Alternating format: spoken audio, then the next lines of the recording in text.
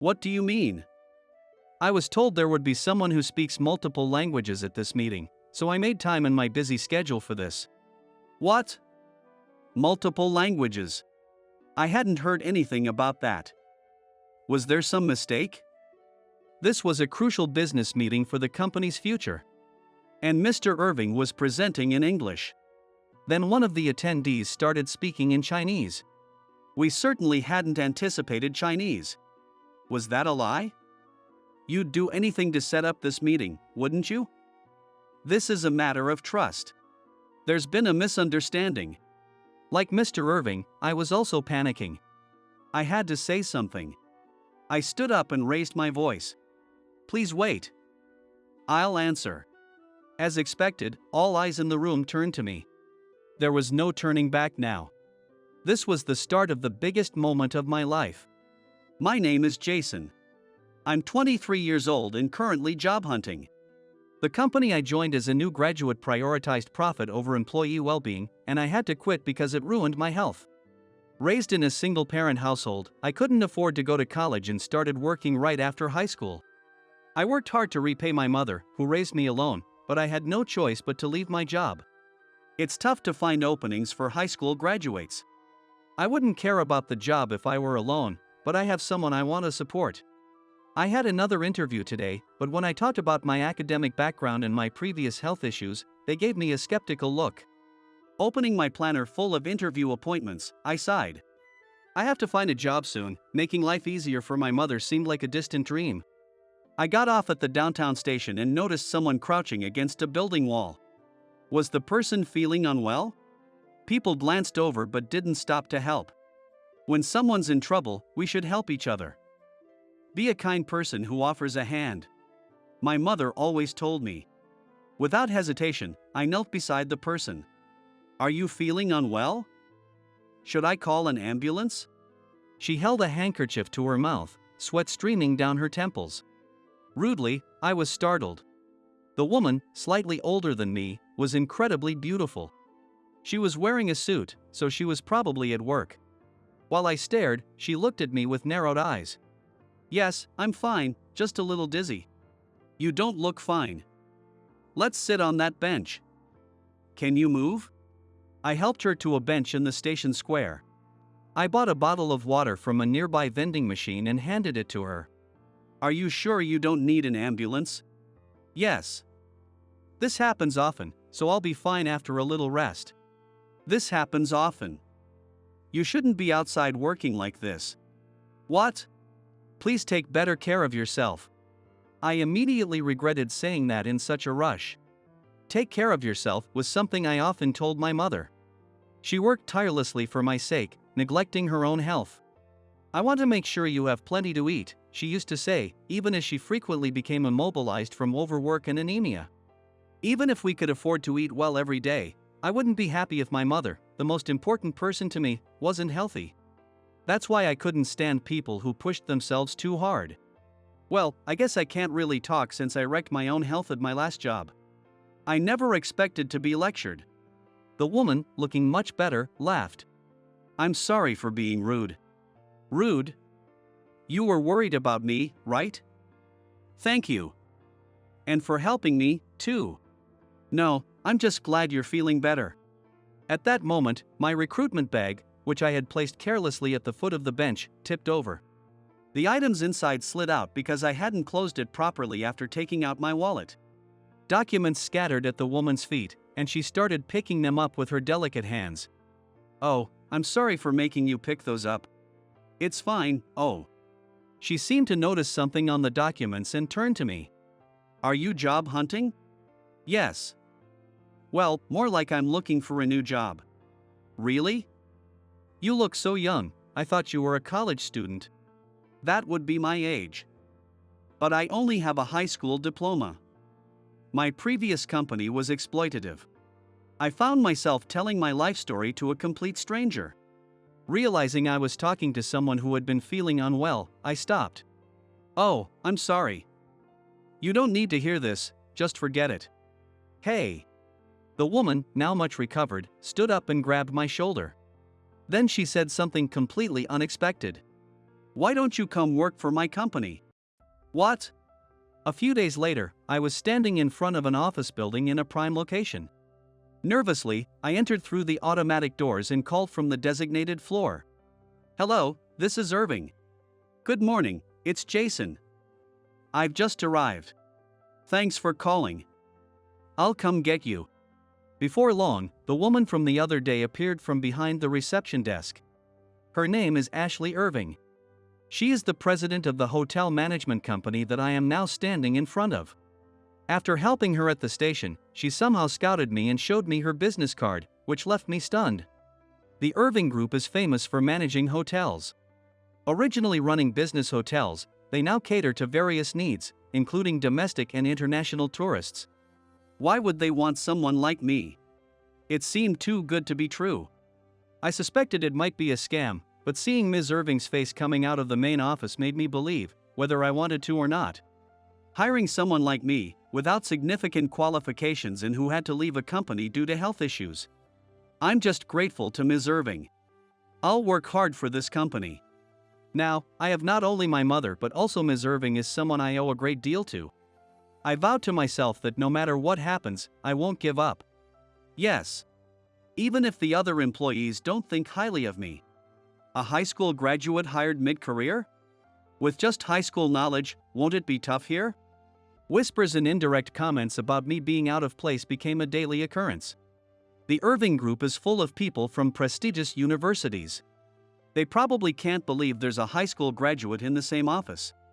In fact, there are no new graduate positions for high school graduates. I only got in because I had work experience and was hired mid-career.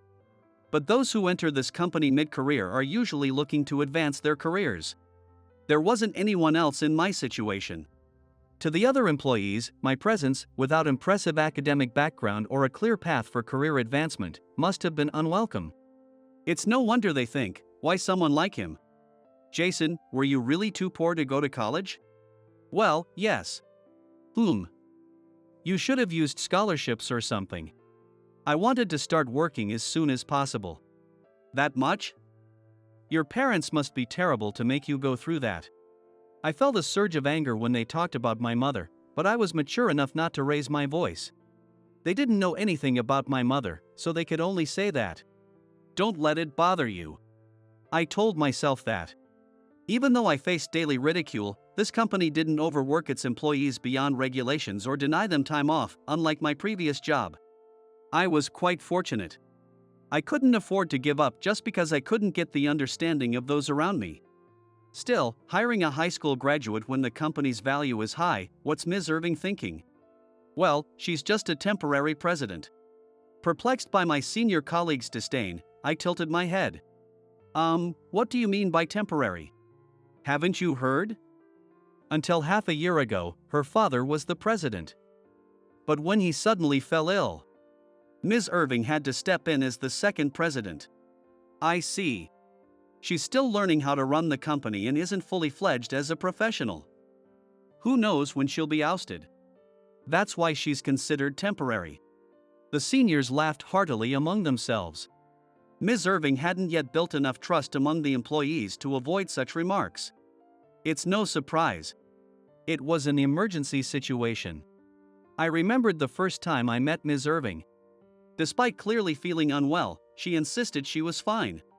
Perhaps her current circumstances and the pressure were making her feel ill. If it were me, I would have been crushed much earlier. I wished for her to find peace, but it didn't seem likely. I wondered if there was anything I could do to help. But, well, it's only a matter of time before she's replaced as president. Another senior who had been listening to our conversation joined in. After all, there's a true candidate for president. The true candidate? Look, it's that manager over there, Daniel.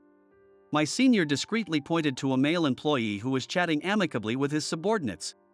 He appeared to be in his early 40s, youthful yet authoritative.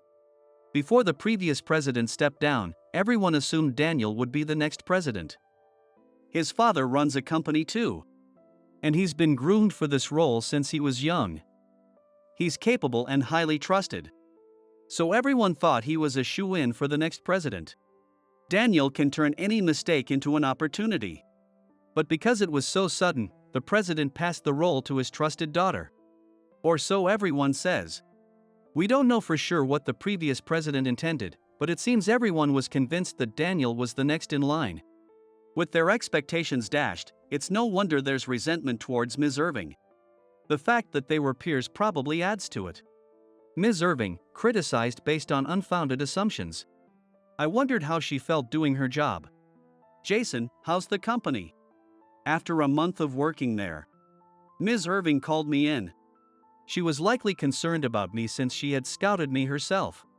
I've grasped the work content. I'm still getting support from everyone, but no major issues.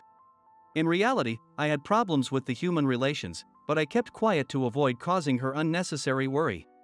I didn't want to add to her stress. That's good to hear. Since we also deal with international clients, I was worried about the English aspect. I've been studying English, so it's not much of an issue at the moment. That's good to know. I struggled with English myself, so I was concerned. My mother always encouraged me to study languages. She said it would be essential in the future. Your mother sounds like a remarkable woman. Yes, but I'm having a hard time with business English and specialized terms. Everyone struggles with that at first. It's just a matter of getting used to it, so hang in there. You're one of our employees, after all. Yes. Ms. Irving smiled warmly. You're really uplifting, Jason.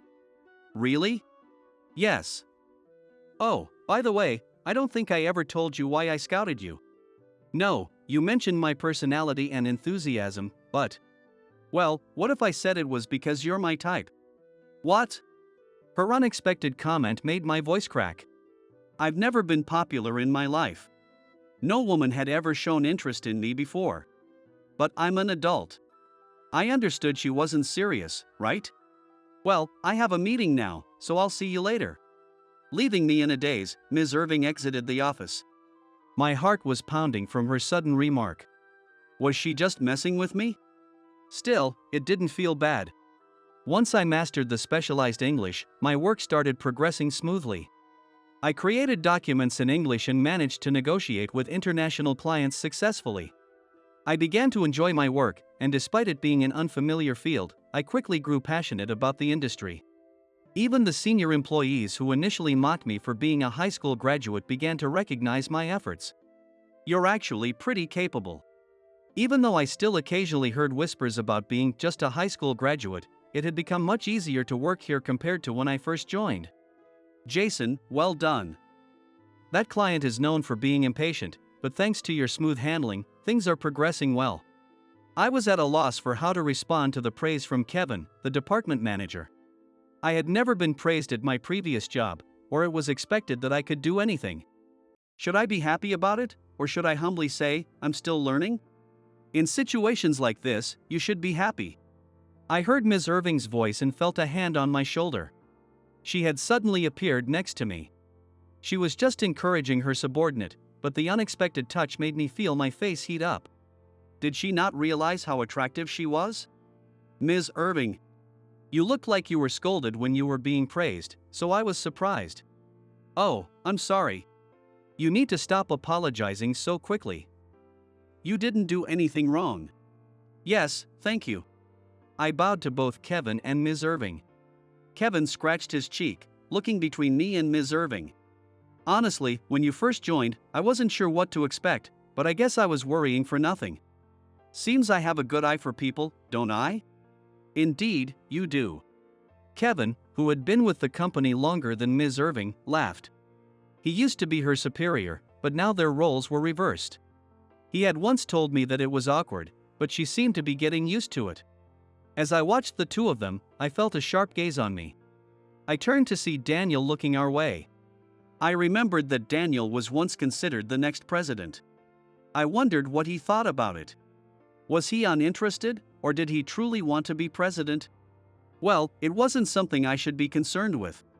The current president had already been decided. Ms. Irving's efforts were now being recognized by everyone.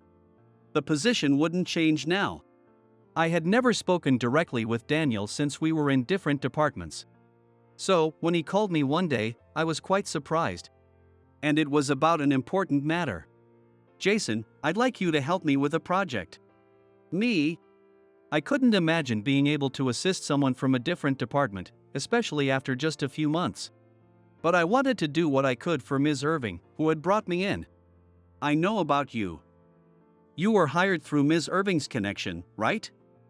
Despite being called a high school graduate, you've been working hard and producing results. I see you as a strong employee who can perform well under pressure. I'd like you to support the upcoming business negotiation. I was taken aback. I didn't know Daniel had been paying attention to my work. I had occasionally felt like he was glaring at me, but maybe that was just my imagination. Of course, I'd be happy to help in any way I can. Please guide me. I bowed deeply, and Daniel smiled warmly. You're very earnest. All right, let's do this together. He handed me some documents.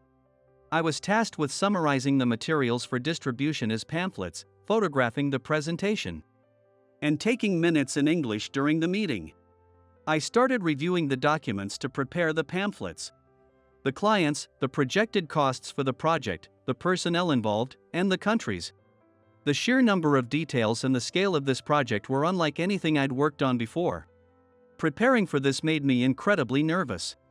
Besides Daniel and me, Ms. Irving was also attending the meeting. While Daniel would primarily handle the negotiations, Ms. Irving needed to be there as the company's face. The importance of this meeting only heightened my anxiety. However, it was a great opportunity to contribute directly to Ms. Irving's work. I meticulously revised the pamphlets, repeatedly seeking feedback from other employees until they were perfect. The day of the meeting arrived. As I waited in front of the client's office, Ms. Irving arrived, followed shortly by Daniel. However, Daniel looked terribly unwell. His face was pale, his brow furrowed, and he seemed unsteady on his feet. Daniel, are you all right? Daniel, what's wrong? Actually, I've been feeling dizzy and chilly since this morning. I don't have a fever, though. That's serious. You should have called. It's my negotiation, so I couldn't miss it. I can't let you take the lead in this condition. I'll handle the negotiation. You should rest. I'm sorry. Daniel handed over his notes to Ms. Irving. These are my notes. I'm sorry for the trouble. It's no trouble at all. We help each other in times of need. Thank you. Jason, I'm counting on your support. Yes. Seeing Daniel's dedication reminded me of my mother.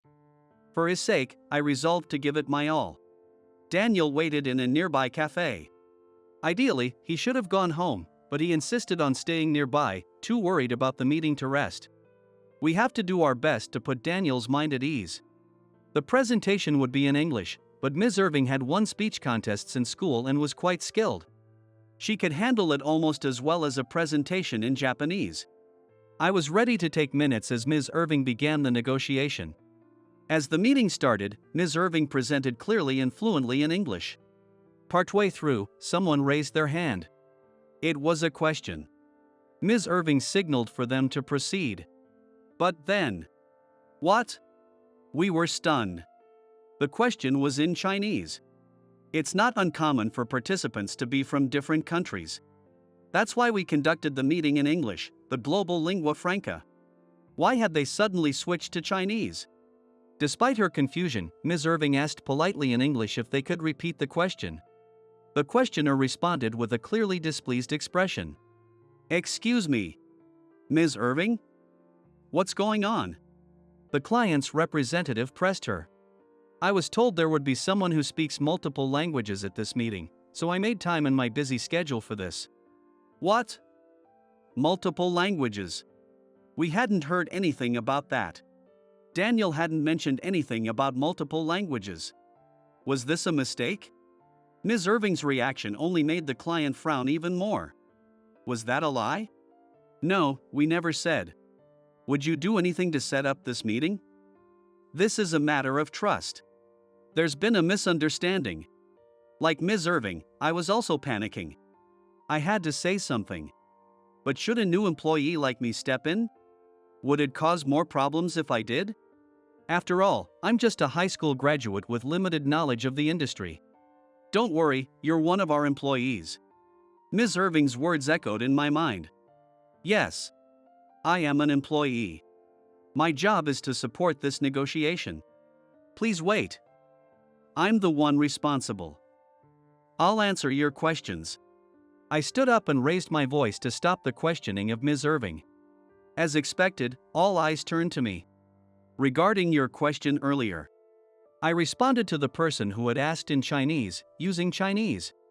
The questioner blinked in surprise at first but then nodded as I explained. Then someone else raised their hand. This time, it was in French. I switched to French to answer. However, I struggled with the technical terms. But there was no turning back, so I used gestures and tried my best to explain.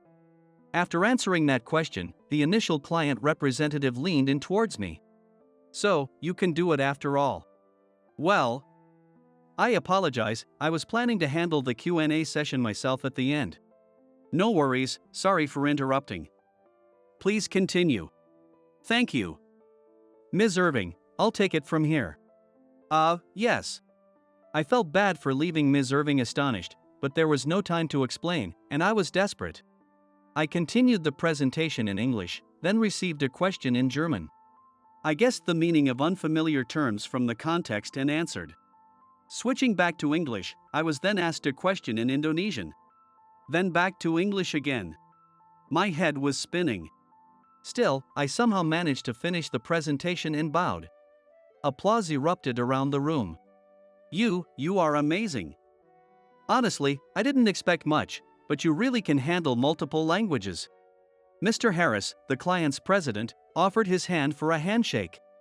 As I shook his hand, he asked one final question. Unrelated to business, but how many languages can you speak? I can hold a conversation in 8 languages. Wow! Do you enjoy studying languages? Yes. My mother is a national interpreter. She used to read me picture books from various countries. So every language holds precious memories for me. I wanted to be like my mother, skilled in languages, so I studied hard. I see. With someone as reliable as you, we definitely want to do business with your company. Thank you very much. About an hour later, I left the office building, my legs feeling weak. Hey, Jason, are you okay? I'm sorry, I just lost all my energy. After the meeting, while the presidents discussed the contract, I was bombarded with questions. Numerous employees seemed to be testing my language skills for fun. They were delighted to hear their native languages spoken fluently and took turns asking questions in various languages. Failing here would mean losing the trust we had worked so hard to build. I felt like I was walking on a tightrope, just hoping the contract talks would end soon. Finally, I was free, which brought me to this exhausted state. Although there were no major failures, and I even managed to gain the employees' favor, I was utterly drained. As I headed towards the cafe where Daniel was likely waiting, he appeared in front of me. Daniel, are you feeling okay? Well, more importantly, judging by your state, the negotiation didn't go well, did it?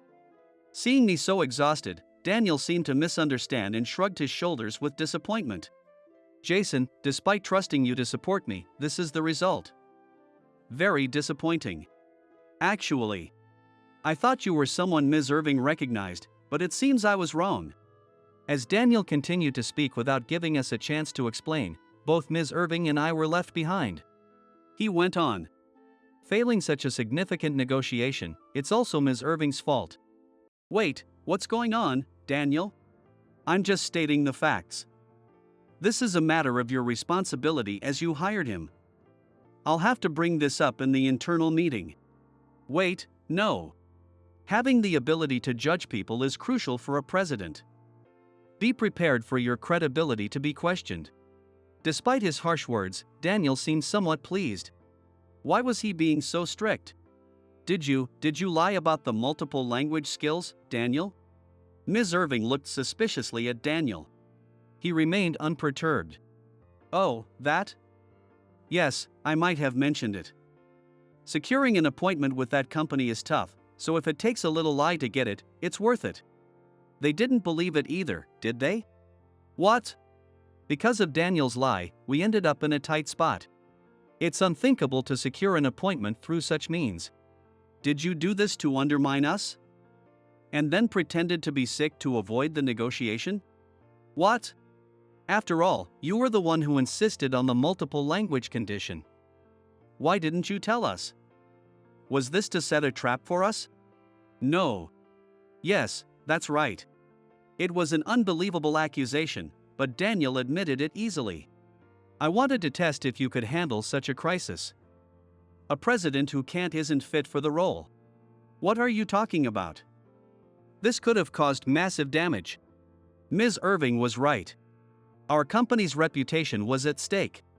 We narrowly avoided a catastrophe. However, Daniel seemed unfazed, even amused. One company doesn't matter much if I'm president. Besides, it's partly your fault for not handling it better. You should have been more flexible. You seem confused. We never said the negotiation failed. What? Daniel's mouth dropped open. We secured a preliminary contract. That means neither Jason nor I are to blame. The only one in trouble is you. What are you talking about? That's impossible. If you don't believe me, you can check for yourself. Either way, your actions today will be reported in the meeting, so be prepared. Let's go. Ms. Irving pulled my arm. Ignoring Daniel, who was standing still, I left the scene.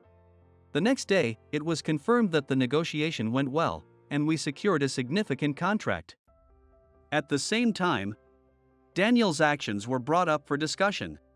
Further investigation revealed that Daniel had been sabotaging his colleagues' work and then taking credit for fixing the issues. Despite being competent from the start, he had resorted to undermining others to gain more recognition. He believed without a doubt that he was the rightful successor to the presidency. When Ms. Irving was appointed, he sought revenge through underhanded means. Once his misdeeds were exposed, Daniel was dismissed. Even in his final moments, he tried to resist, but Ms. Irving firmly addressed him. Now I understand why my father chose me over you. He always said you were capable but couldn't value people.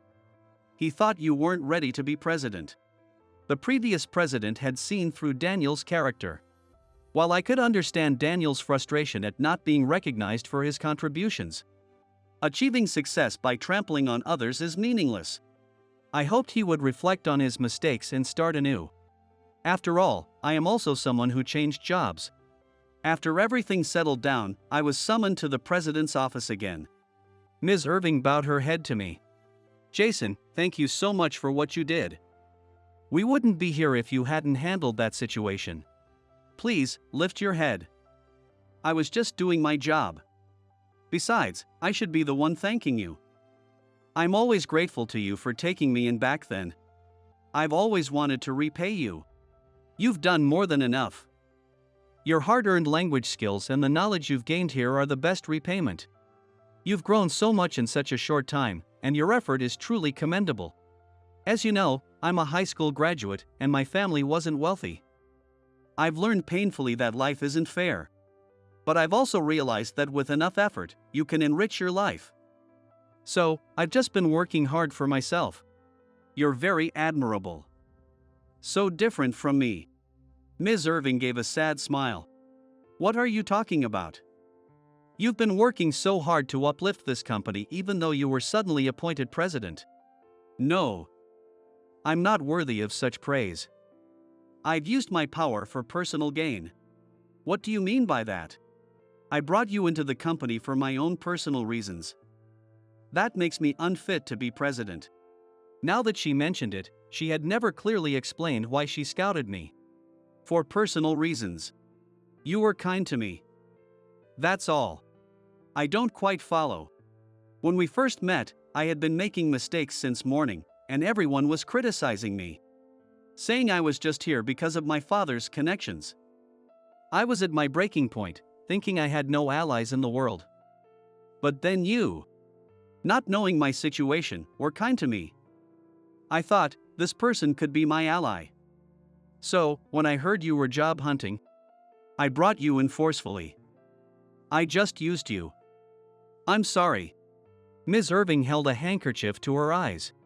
I didn't know how to deal with a crying woman and felt helpless. Used me.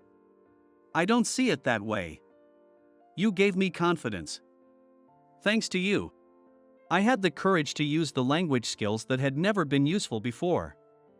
I realized my efforts weren't in vain. And, should I say it now? Would it be selfish? Reluctantly, I have courage now. Helping someone I admire as a woman, there's nothing more rewarding than that. What? Oh. I know it's presumptuous of me to say, but no, not at all. Ms. Irving grabs my hand abruptly. I could feel her higher body temperature.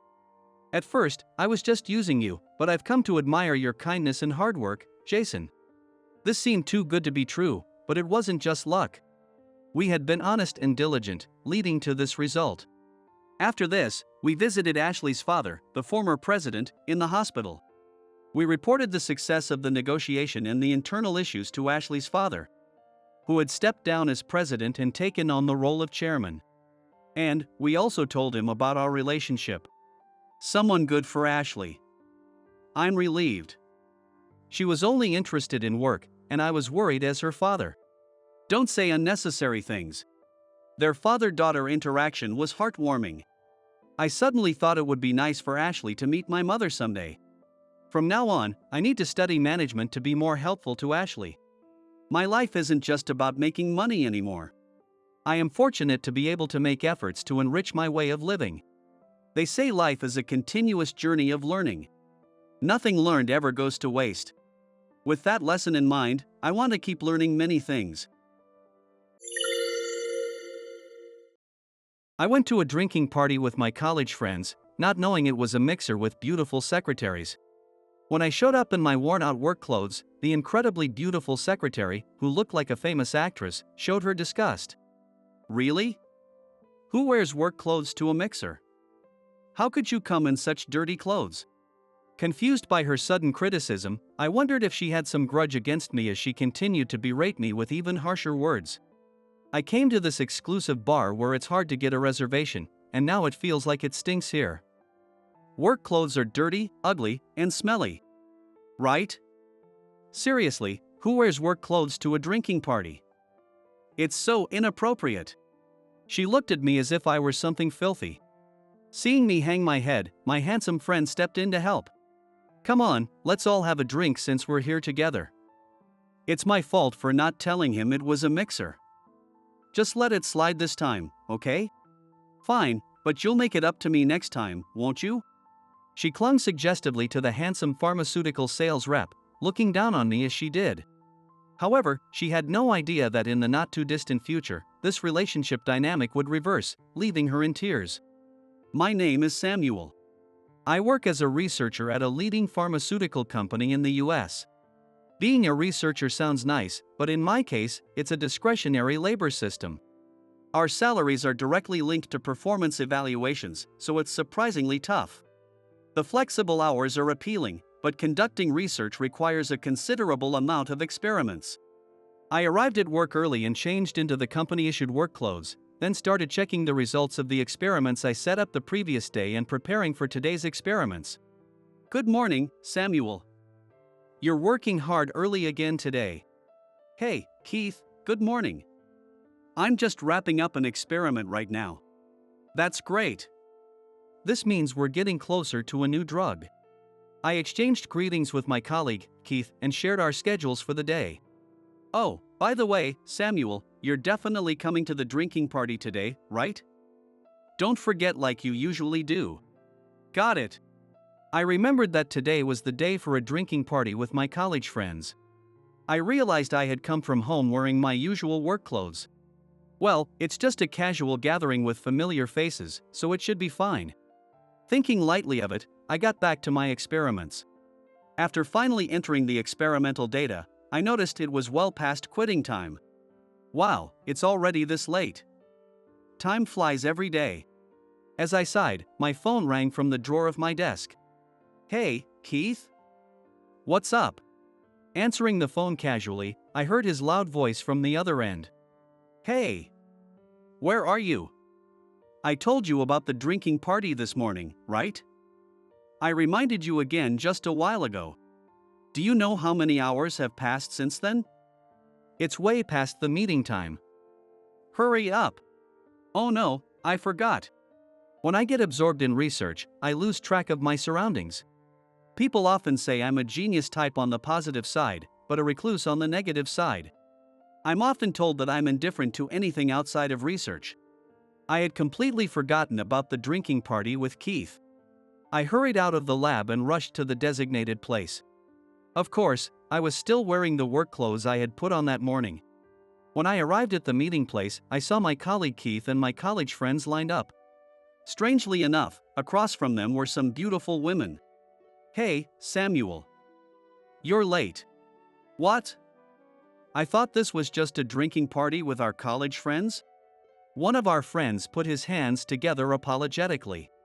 Sorry. I forgot to tell Keith that today was actually a mixer. What? To be honest, I'm not good with glamorous women. I've always been focused on research, mostly talking with science-minded women. Science-minded women have logical conversations that don't require reading between the lines. But I know that my blunt personality doesn't go over well with glamorous women. Moreover, today I'm wearing drab work clothes. There's not even a hint of a mixer atmosphere. Seriously, who wears work clothes to a mixer? How could you come in such dirty clothes? As expected, one of the women across from us complained. Looking closely, I realized the complaining woman looked a lot like a world-renowned actress, very beautiful indeed. However, her personality seemed incredibly nasty. I came to this exclusive bar that's hard to get a reservation for, and it feels like it stinks here. Work clothes are dirty, ugly, and smelly. Right? It's pitiful that someone could only come in such clothes to a mixer. As I hung my head at the sudden criticism, thinking here we go again, Keith stepped in to defend me, saying, "Hey, don't say that. Everyone here is involved in pharmaceutical research, so they all work in work clothes." Keith said that to defend me. Oh, I imagined sharp-suited guys because it was supposed to be a mixer with a pharmaceutical company. This is such a letdown. Sensing the atmosphere souring before the mixer even started, I said, "I'm sorry for ruining the mood. I'll excuse myself, so you all enjoy. I didn't know it was a mixer anyway, so let's catch up with the guys another time." Hey, Samuel. Don't say that. Now it sounds like it's my fault. This is the worst. The woman pouted as if implying it was my fault. Come on, let's all have a drink since we're here together. It's my fault for not telling him it was a mixer. Mary, just let it slide this time. Okay? Fine, but you'll make it up to me next time, right? The beautiful woman named Mary replied to my classmate, Liam. Liam, though it's not my place to say, is tall, fit, and fairly handsome. As a successful sales rep at a pharmaceutical company, he's likely caught the attention of many women today as well. Wanting to get a step ahead of the other women, Mary spoke to Liam in a sweet voice. Seeing her completely different expression from the one she showed me, even I thought she was not the one. Then, the woman sitting next to me at the end of the table spoke to me. Hi, I'm Lily. You're Samuel from that famous pharmaceutical company, right? I really admire your company. You keep developing new drugs one after another. It's amazing. I'm so happy to talk to you. Apparently, she had a serious illness as a child, but the drug our company developed helped her recover. That experience made her a passionate fan of our company. But I'm dressed in these unfashionable work clothes in such a stylish place. Doesn't it bother you? Not at all. I wanted to hear about your work and the drugs, so I don't care about the clothes. Actually, the work clothes make you look like a real researcher, which is cool. Her bright smile made her look like an angel to me. She kept bringing up different topics and laughing cheerfully before I had a chance to speak. While all the women at this mixer were secretaries, often seen as haughty, Lily was different, and I found myself moved by her. But just then, the unpleasant voice I heard earlier echoed from our front again. Oh, here comes Lily's goody two-shoes act. It's impressive you can suck up to such a boring guy in work clothes. Well, I don't have the hobby of drinking at a bar with a guy in work clothes, so you two boring people suit each other. Now she started to insult Lily too. Seeing the atmosphere turn cold again, Keith tried to say something, but I stopped him. Feeling sorry for Lily, I told her we'd talk more another time and left the bar. After leaving, I realized I hadn't exchanged contact information with Lily and felt disappointed. The next day, when Keith gently apologized for the previous night and I brought up Lily, he casually said, "Oh, Lily? I got her contact info. Want me to share it?" "Oh, I see." She was a fan of this company, not necessarily interested in me. Keith works here too, so it didn't have to be me. What was I expecting? Realizing this, I felt dejected. Seeing me suddenly lose my energy, Keith looked puzzled. "What's wrong? Are you interested in Lily?" Keith teased me, but honestly, I wasn't in the mood. Well, a budding crush I discovered for the first time had shattered in just one night. No, I need to check the experiment results soon. See you. Hey. Keith started to say something, but I didn't listen and went back to my lab. That's how the world works. Cheerful and likable guys like Keith are preferred over gloomy ones like me. I shifted my focus back to my research. With the new drug research at its final stage, I spent the next month practically living in the lab, barely going home. And finally succeeded in developing the long-awaited new drug. Congratulations! You finally did it. Thank you. I finally feel a weight off my shoulders. It's been a long journey to get here. Yeah, you did great. Thanks. The new drug I developed is a new anti-cancer drug I had dreamed of for years. By targeting only cancer cells in the body, it minimizes the impact on normal cells, reducing the unique side effects of chemotherapy. As a child, I lost my mother to cancer and watched her lose her hair and fight nausea due to the chemotherapy. She often cried, saying she wished she could forego treatment because the suffering was too much. After 2 or 3 rounds of treatment, she lost her vitality and could barely converse. Her immune system weakened to the point where she was confined to a clean room, making it difficult for us to visit her. Samuel, live a long life doing what you love. I'll be heading to heaven a little early, but I'll always be watching over you. In the end, those were my mother's last words before she passed away. Even as a child, I questioned the treatment. Why did she have to suffer so much from the drug meant to cure her illness? Wasn't there a way to target the disease without the pain? These questions sparked my interest in pharmaceuticals. I studied pharmacology and joined this company to reduce the suffering caused by chemotherapy. I dedicated myself to developing anti-cancer drugs with fewer side effects. Fortunately, during the development of this drug, I made several unexpected breakthroughs, leading to treatments for brain tumors and new painkillers. One of these drugs helped Lily overcome her serious illness. In a way, I felt a destined connection with her, but it seemed fate had no romantic plans for me. Then Keith brought up something unexpected. "By the way, did Mary contact you on your phone?" "Wait, Mary? Who's that?" I tilted my head, unfamiliar with the name. Keith made a bitter face. "She's the woman who was rude to you at the mixer." "Oh, her. While she was beautiful, her personality made her someone I didn't want to associate with. Why would she contact me?" "Apparently, she wants to apologize for the terrible things she said to you back then." "No, there's no need for an apology. I just don't want to have anything to do with her ever again." "Yeah, I figured you'd say that, so I refused to give her your contact info," Keith said awkwardly. "Then she asked Liam for your number and tried to contact you several times, but you never responded. She complained to Liam, and he reached out to me. But I didn't want to bother you during such a critical time in your research, so I didn't say anything until now.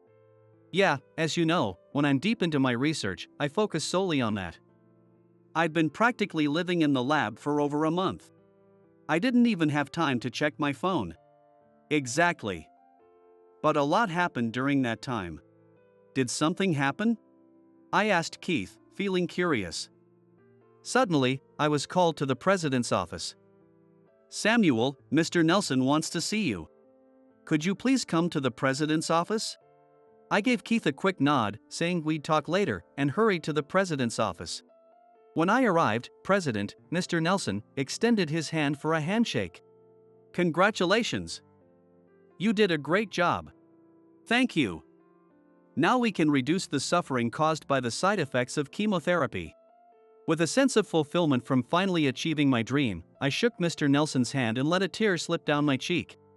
I hadn't cried even when I lost my mother, but now the tears flowed.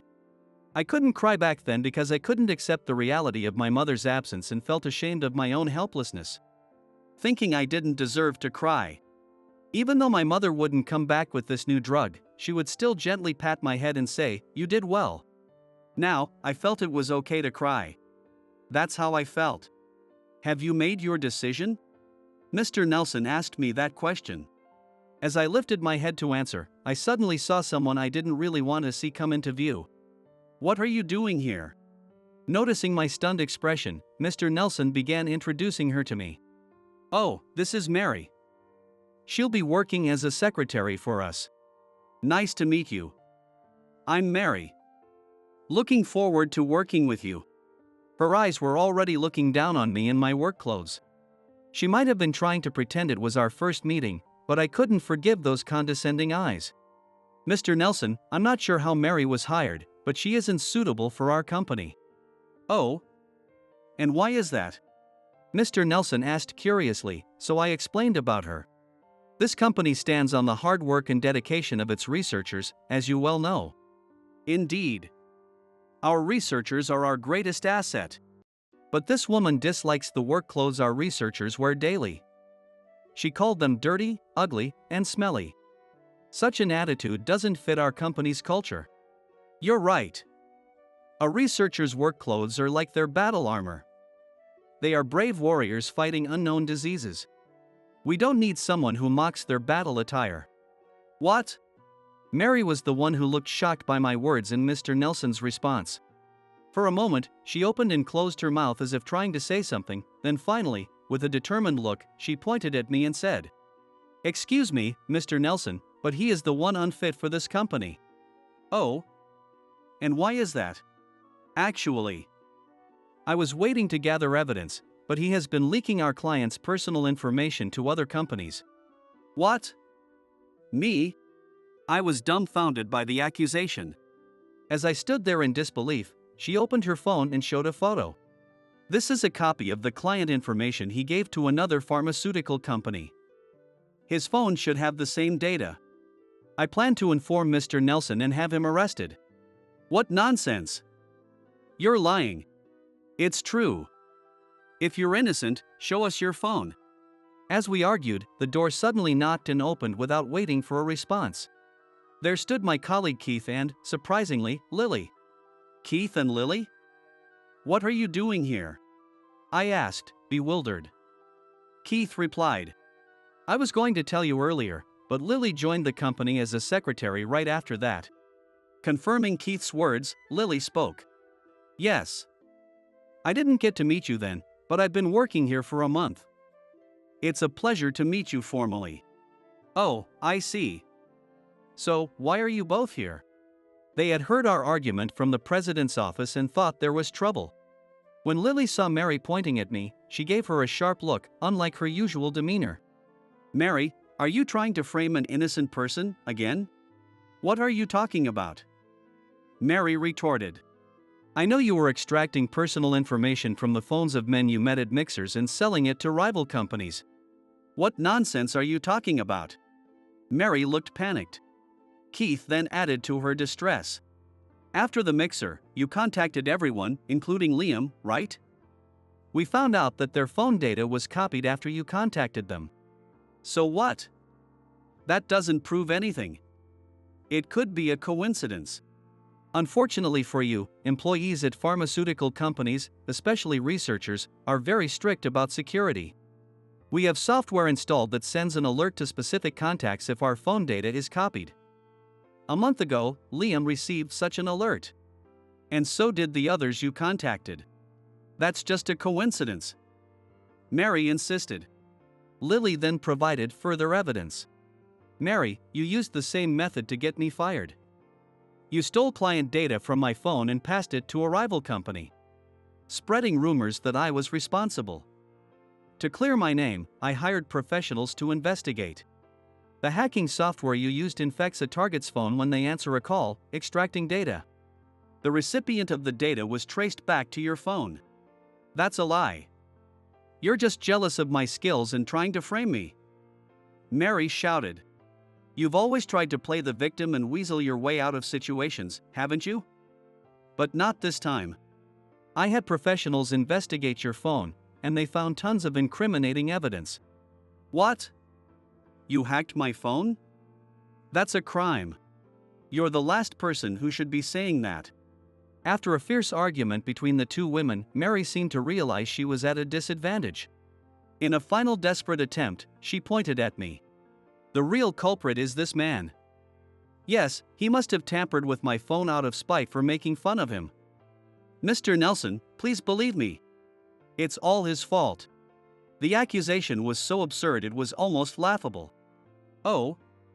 And what benefit would I have from stealing information from everyone's phones? To be honest, I have access to personal information of far more influential people than my colleagues, or even Mr. Nelson. Why would I need any of this trivial information? What are you talking about?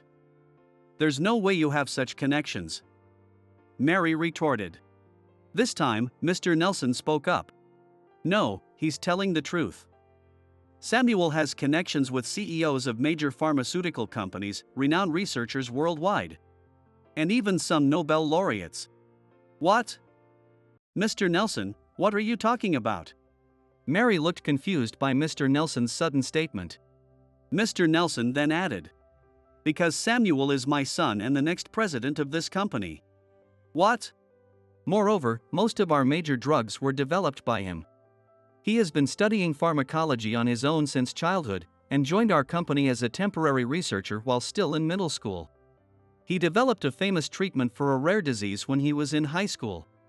We've kept his identity low-key to avoid poaching by other companies and offers from prestigious universities and renowned professors overseas.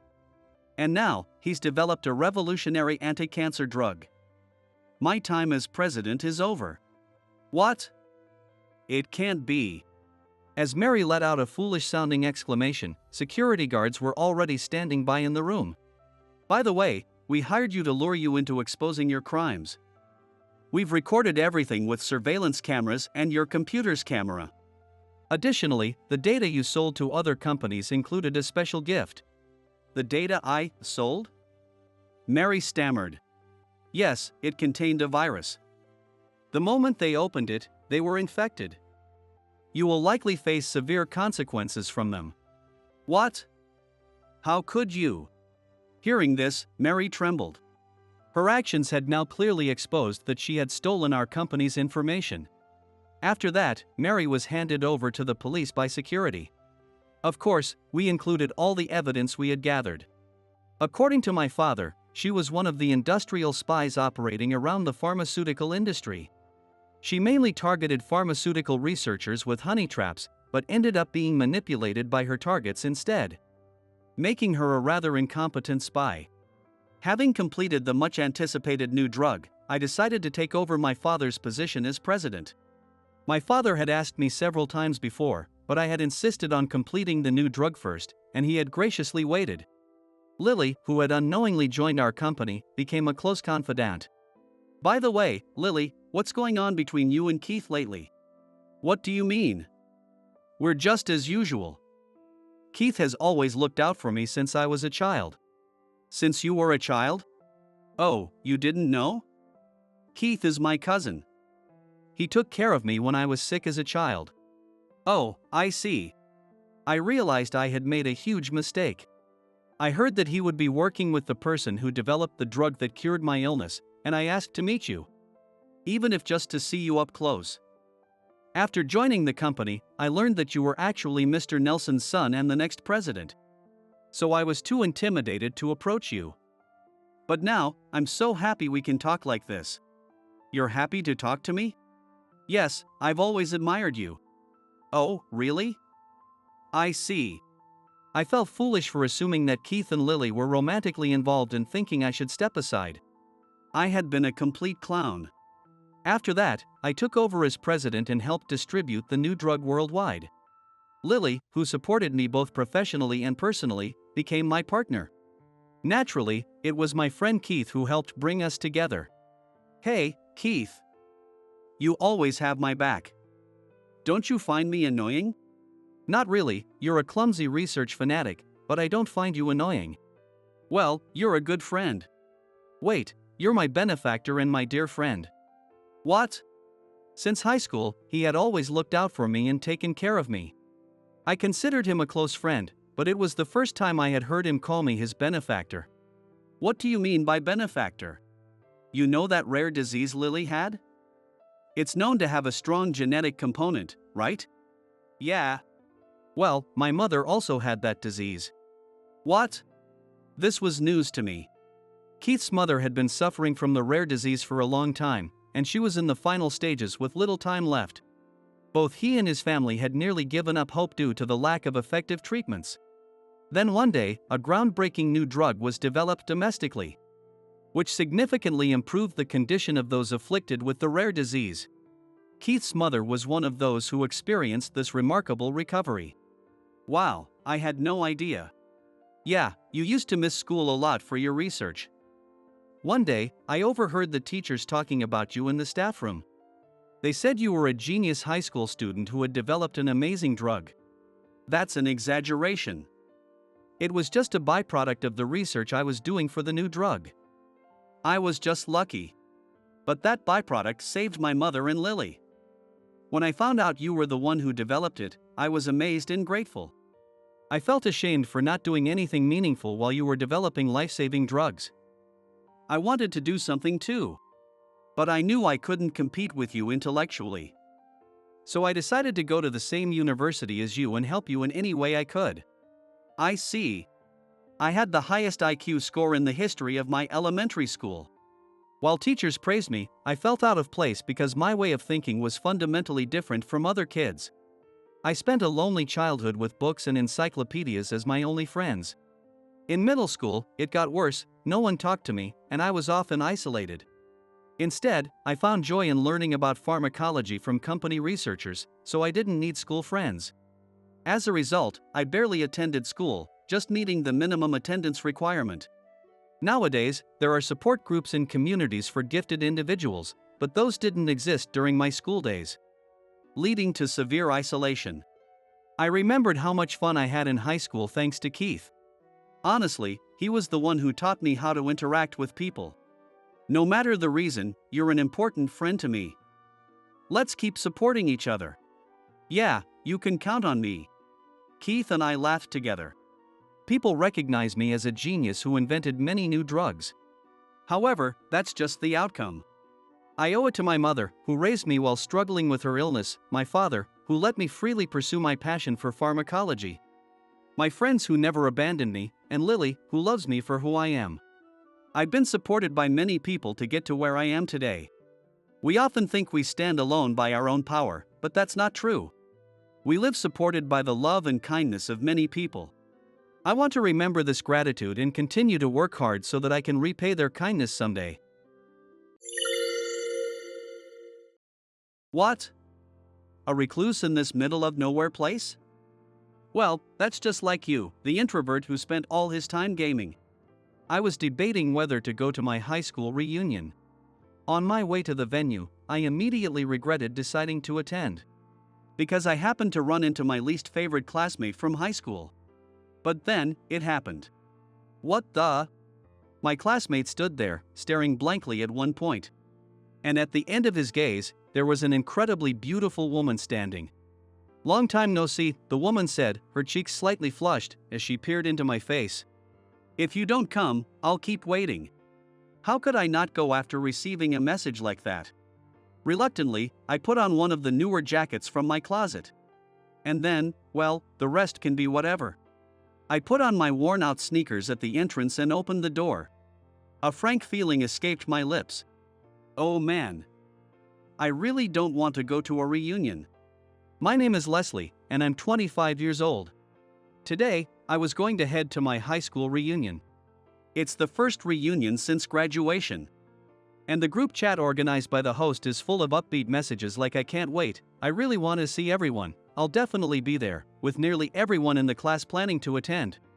And then there's me. I barely managed to send a I'll be there just before the RSVP deadline. Why? Because I really don't want to go to the reunion. I'm not feeling great.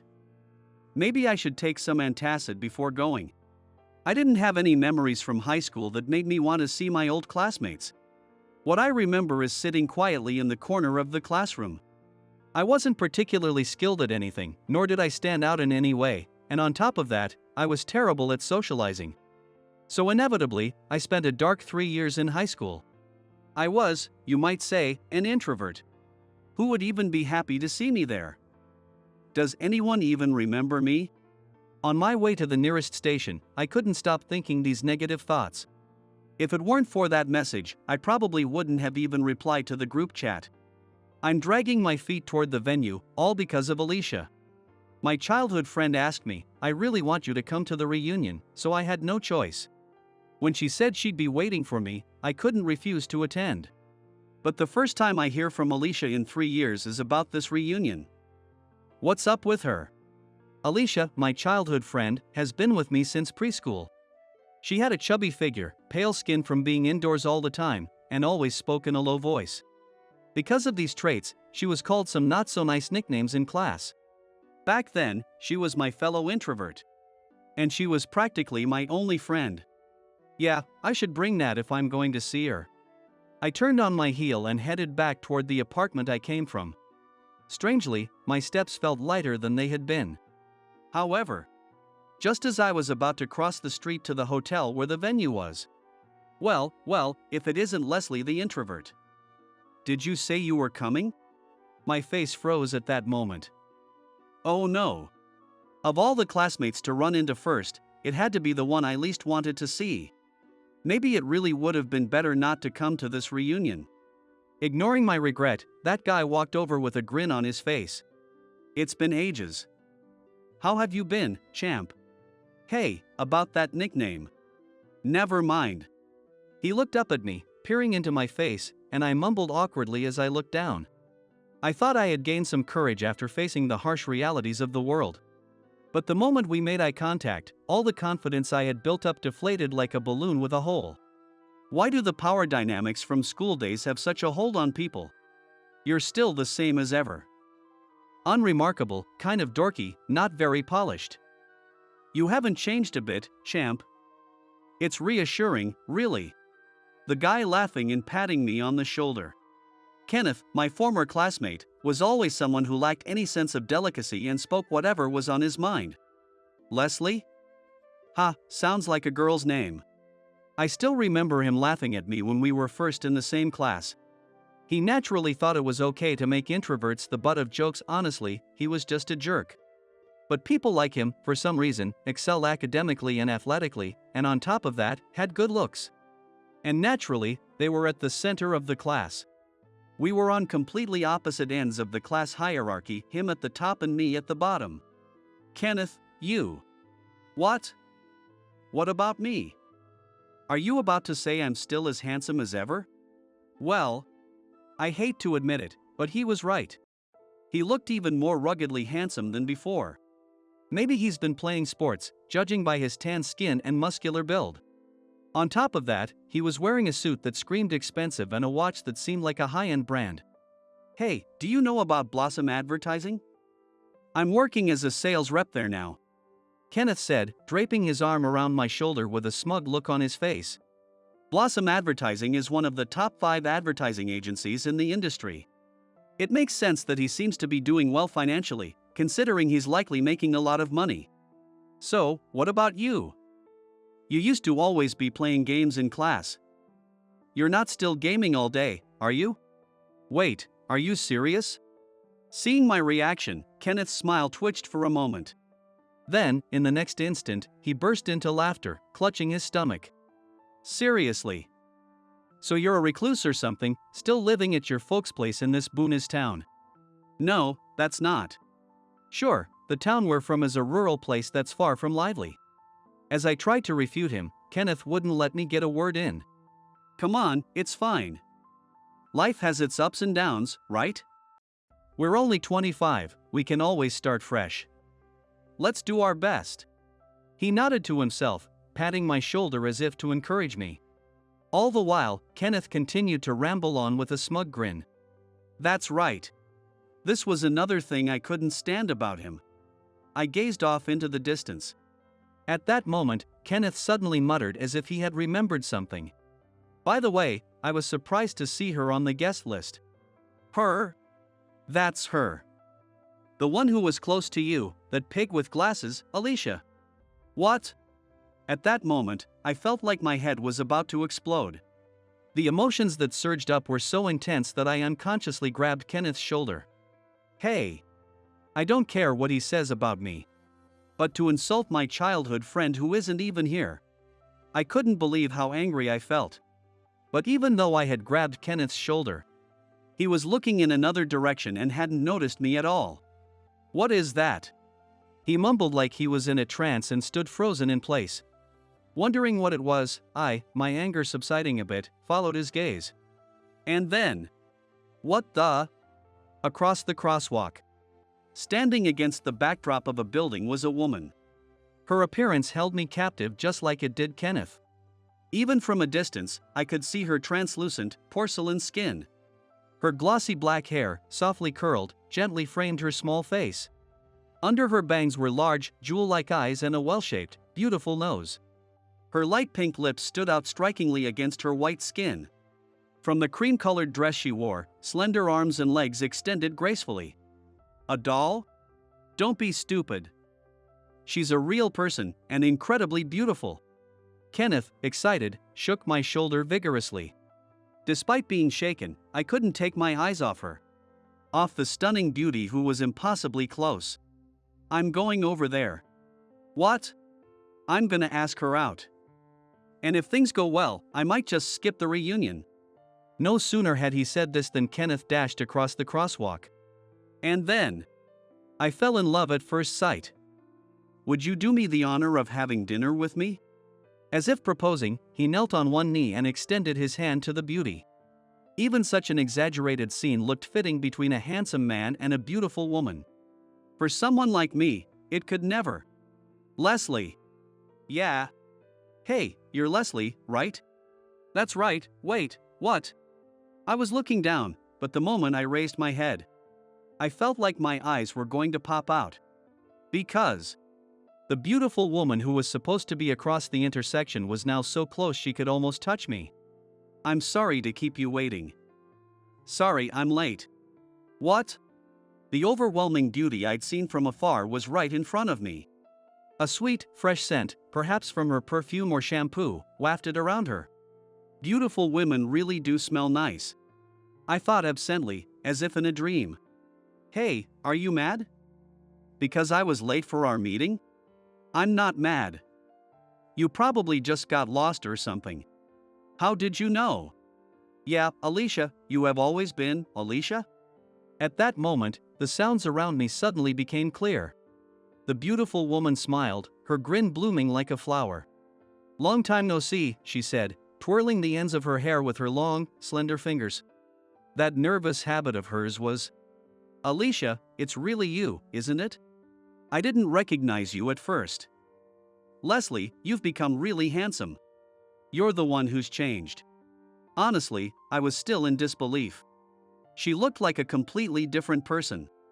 The woman standing in front of me in the image of Alicia, my childhood friend, in my memory. Everyone used to call me a pig with glasses. She was always pale and chubby since childhood. On top of that, she wore thick glasses and was often teased at school. I remember how she often cried on our way home. Her timid and shy personality was probably part of the reason for it. She had a round face, chubby arms and legs, small eyes, and a flat nose.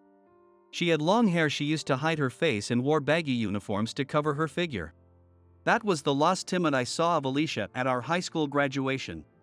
Is it really you, Alicia? It's a little embarrassing to hear my name so much. In a daze, I stared at Alicia, who smiled shyly back at me. Just then, Kenneth hurriedly ran over, looking flustered. Hey, hey, hey! You know her, Leslie. No wonder Kenneth didn't realize she was Alicia. If he recognized her as the pig with glasses he used to mock, what kind of face would he make? A mischievous thought crossed my mind, and I decided to play dumb. Don't you remember? She was a classmate too. A classmate. So she's coming to the reunion today as well. Yeah, she said she's attending. You're kidding me. Kenneth clutched his head, twisting in agony. He was probably trying hard to recall her. But finally, he shouted, I give up. I'm sorry, I can't remember. How could I forget such a beautiful woman? I'm such an idiot. But meeting you here must be fate. Would you accompany me to the venue? Kenneth knelt once again, offering his hand to Alicia.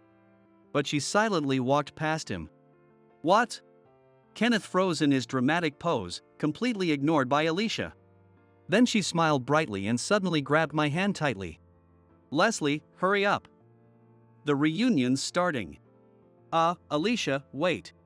As the light turned green, Alicia pulled me along, and we dashed across the crosswalk. I could hear Kenneth's voice murmuring Alicia, behind us. Leslie. Here's some water. Your face has been red for a while, have you had too much to drink? Oh, yeah. Thanks. I took the glass Alicia offered and gulped down the water. But it was like trying to put out a fire with a glass of water. This was nowhere near enough to calm me down. Every time Alicia entered my line of sight, my heart started racing. Wow, Alicia, you've really become beautiful. Ha! My heart skipped a beat at a classmate's nearby comment. For a moment, I thought I had accidentally let my true feelings slip. Alicia really has become beautiful. This isn't just about losing weight and getting slim. It's like she's changed so much on the outside that her inner self seems different, too. The timid Alicia from back then was gone, and she walked with her back straight, like a top model on a fashion runway.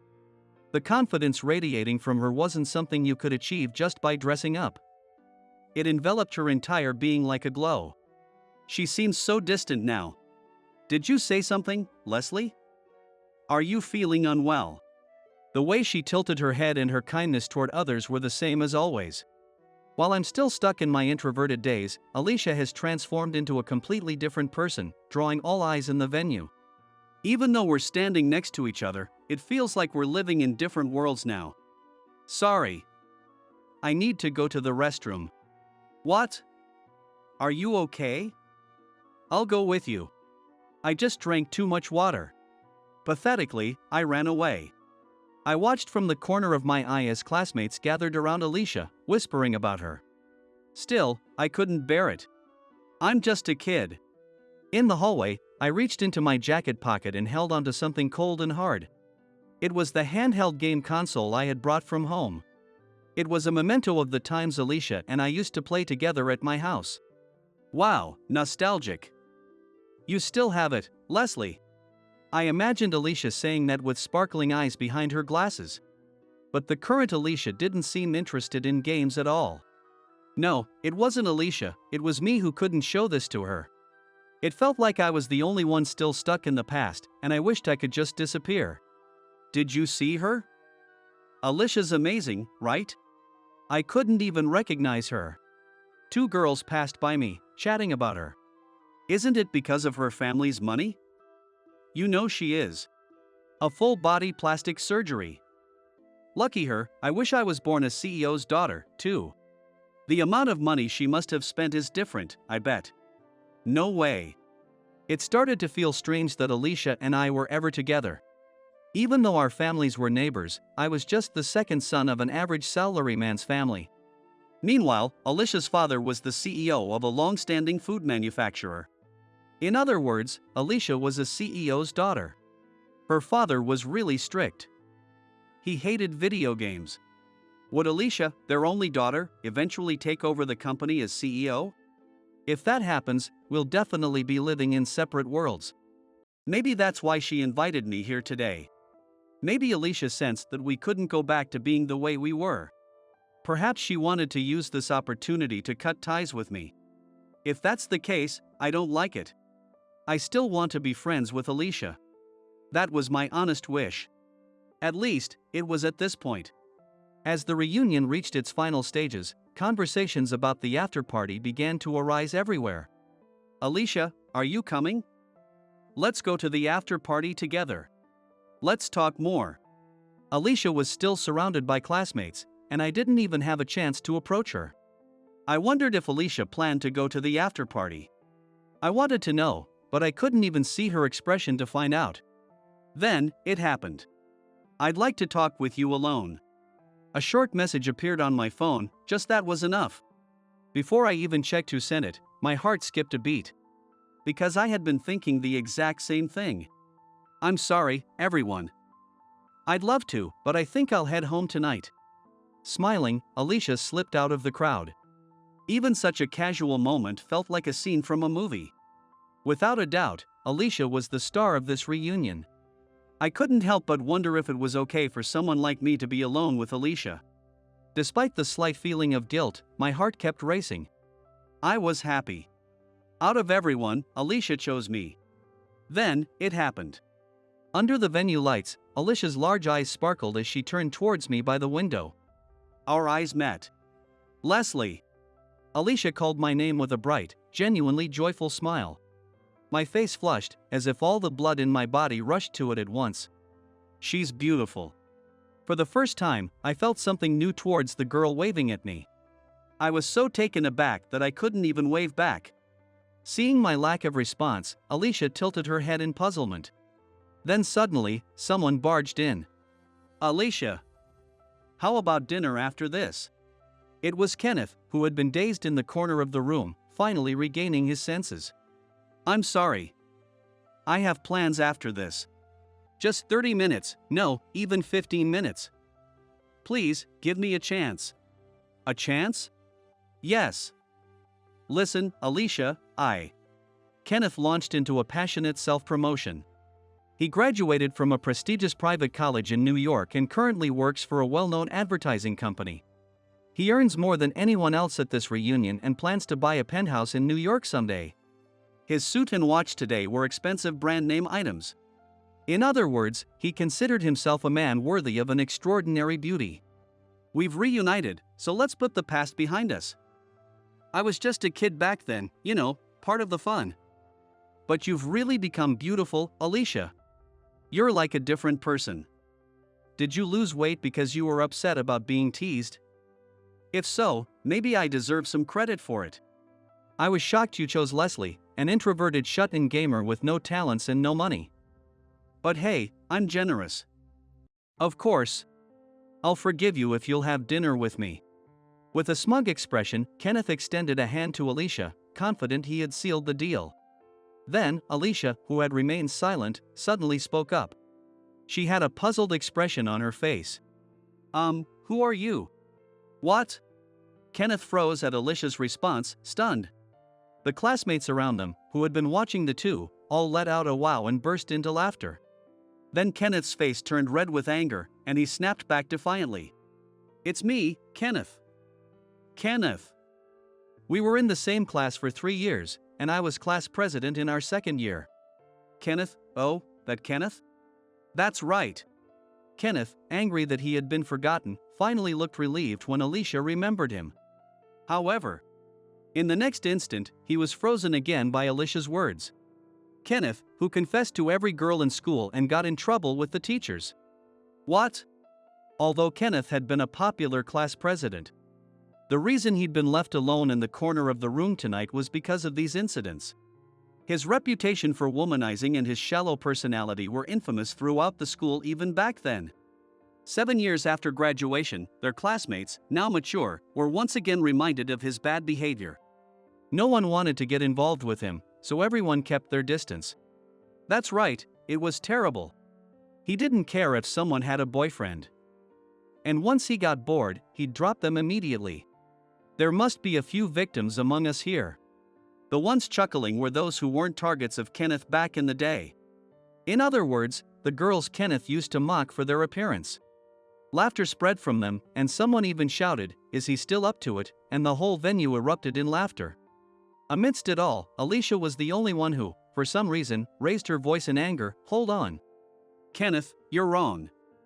Leslie isn't a shut-in. What? Also, take back what you said about him having no talents.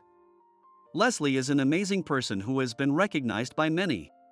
With that, Alicia mentioned a game. It was a mobile phone RPG game that had become a massive hit both domestically and internationally. The fact that it was developed by a current college student became a huge topic at the time. Of course, I know it. I got really into it myself. I still play it. The person who created that game, Leslie, is Leslie right there. What?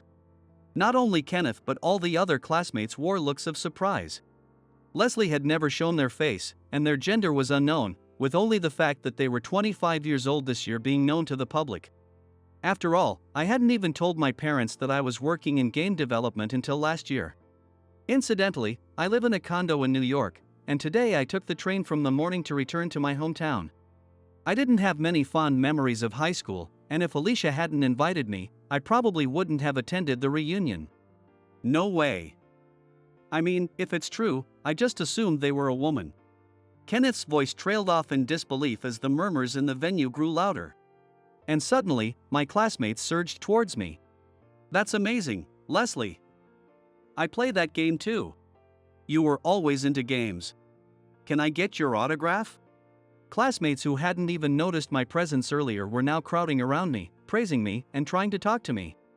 I was bewildered by the attention, feeling both awkward and embarrassed. My body automatically backed away to the wall to distance myself from them.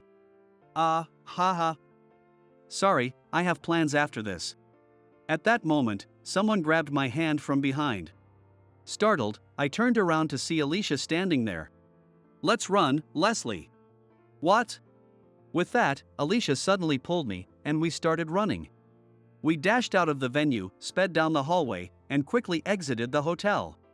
Then, we finally stopped after crossing the crosswalk where we had reunited that evening. I felt like I was the lead in a movie. But I didn't have the time to think about that. Being out of shape from my work, such sudden exercise was too much for my body. Phew.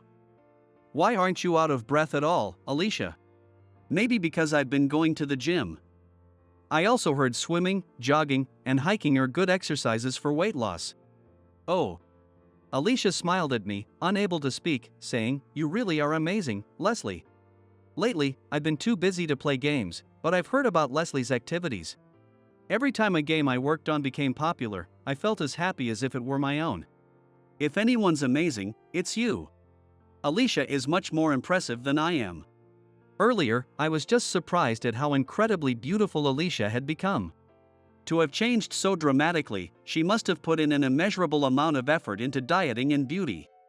Now that I realized it, I understood why she was so dazzlingly beautiful. And my heart was pounding so hard it felt like it was going to explode. You've become beautiful. Ha! I've wanted to tell you for a while, but I couldn't bring myself to say it, sorry. Leslie. Back in the day, I would have been able to compliment her more honestly. But facing the current Alicia, that was all I could manage to say. Her white skin turned a pale red, and she looked down shyly. She was incredibly cute. When she stood up for me against Kenneth, she had such a dignified and cool aura, and she was really beautiful. In my head, I could come up with endless words. So, just wondering, but do you have anyone you're dating right now? Even after asking, I didn't know why I did. But I felt like I had to ask. Even though I knew I'd probably regret asking. I'm getting married. What? I'm planning to have the wedding next year. Right now, we're in the middle of preparing. After graduating from junior college, Alicia worked as a secretary for her father while studying to be the next CEO. She met her fiancé through that connection. Alicia smiled, but there was a hint of sadness in her expression for a bride-to-be. I'm glad I got to see you, Leslie. I really wanted to tell you this in person today. Oh, right. Marriage. Of course. Someone as beautiful as her would be sought after by men. Maybe she became more beautiful because she was loved by her fiancé. I'm glad she's found happiness. I had to keep telling myself that. I was surprisingly shaken, even to myself. Congratulations, Alicia. I finally managed to say the words I needed to say the most. Alicia gave me a small smile and said thank you, then turned her back to me. Well then, take care, Leslie. Saying that, Alicia raised her hand to hail a taxi. Seeing this, I found my body moving on its own. Alicia. Suddenly grabbed by the hand, Alicia's eyes widened in surprise. I was also shocked by my own actions, but somehow managed to force out some words. How about we go to the amusement arcade? The one in front of the station. Ha! I had a lot of fun. I used to come here with you a lot, Leslie. Sneaking in so my dad wouldn't find out. Remember? After we spent some time playing games together at the amusement arcade. Alicia, her expression much brighter than when we arrived, turned to me walking behind her. Thank you, Leslie. You were trying to cheer me up, weren't you? Ha! Is this what they call pre-wedding jitters? I've actually been a bit anxious since the wedding was decided. The wedding announcement was mostly an excuse. The real reason was that she wanted to see me. Alicia suddenly smiled, making my heart skip a beat again. Games are really fun, aren't they? Even though we're adults, it's kind of embarrassing, but it made me want to play like we used to. You're really gonna say that to me, a grown adult who's making games right now and loves them? Oh, sorry. That's not what I meant. I get it. It's your dad, right? Yeah. Alicia's father was an old-fashioned man and was strict about his daughter's upbringing. He particularly disliked games, calling them the cause of stupidity and bad behavior, and he never allowed them for Alicia. So, there wasn't a single game-related item in Alicia's house. Alicia could only play games when she came to my house under the pretense of studying or when we went to the amusement arcade together after school. Even as a child, she couldn't freely do what she wanted. Much less as an adult, she couldn't even sneak in a little time to relax and was always busy with work. I wondered if such a routine was the reason Alicia's expression was clouded. I'll lend it to you. Next time. Ha! A game. You want to play, right? In truth, I already had it in my pocket. But the words next time slipped out because I wanted an excuse to see Alicia again. Even if your dad finds out and takes it away, I'll lend it to you again. I've got enough to sell anyway. Leslie. This was a kind of gamble. If Alicia said, I don't need it, I would back off gracefully. I'd sincerely congratulate her on her marriage. And I'd try not to think about seeing her again. Thank you, Leslie. Next time for sure. When Alicia gave me her biggest smile of the day. I didn't even care that I had won the bet. The prospect of seeing Alicia again filled me with such happiness that I couldn't hide it anymore. I was so thrilled that I couldn't focus on my work until the end of the month when we'd meet again. I thought about Alicia all the time. But it wasn't because I had started seeing her as a woman. After all, Alicia was getting married soon. Then on the promised day. Leslie. A beautiful woman, who could turn heads, ran towards me at the meeting place, waving and smiling. I tried to keep my composure, but inside I was almost in a panic. Even in a casual shirt and jeans, how could she be as cute as she was at the reunion? Being laughed at like that, I could almost forget I'm getting married. Sorry to keep you waiting. I made it here without getting lost today. Oh, that's great. Her proud face was so cute that I couldn't look at it directly. I turned my face away and handed her the bag with the game console and cartridges. Here. I picked a console that's easy to hide and some games that you can play quickly in your free time. Wow, thank you. Alicia peeked inside the bag, her face lighting up. Then, the next moment, she said something I hadn't expected. Hey, are you free after this? I'd like to have some tea and chat with you, Leslie. Ha! That might not be a good idea. Not because my feelings might waver. But because being alone with her so close to her wedding, what if someone we know saw us? No, that's okay. It wouldn't be right for your fiancé. It's fine. Anyway. Alicia? No. It's nothing. It's fine. She insisted that I shouldn't worry about it. Alicia half forcefully took me to a nearby cafe. We barely touched our tea before she started bombarding me with questions. How are your parents? Do you ever go back home to visit them? Only around New Year's and the summer holidays, I guess. They're both doing well. What do you talk about when you visit? Like, what your life in New York is like, and stuff? Yeah, pretty much. They ask if I'm eating well and stuff. Also, if there's someone special in my life yet. Someone special, you mean, like a girlfriend? Huh? Yeah, I mean, I don't have anyone, though. But since my brother got married, they seem to expect I'll be next. You don't have anyone? No. What's with you, asking all these questions? When I raised my voice a bit, Alicia snapped back to reality and said, I'm sorry, slumping her shoulders. An awkward silence fell between us. I quickly tried to change the mood by pointing at myself. Look. I wasn't popular at all in middle or high school, right? Even now, nothing's changed, as you can see. Huh? But you're so handsome, Leslie. You said the same thing at the reunion, you know. Whether it's her naive personality or because of her upbringing as a rich girl, Alicia has always had a slightly different perspective. She still sees me, a completely average guy, as handsome. In what way? If I were really handsome, at least one or two women would have confessed to me. But I've never been told. I couldn't finish my sentence. Alicia was staring at me with wide, surprised eyes. Alicia. Never, then, the reason you didn't reply.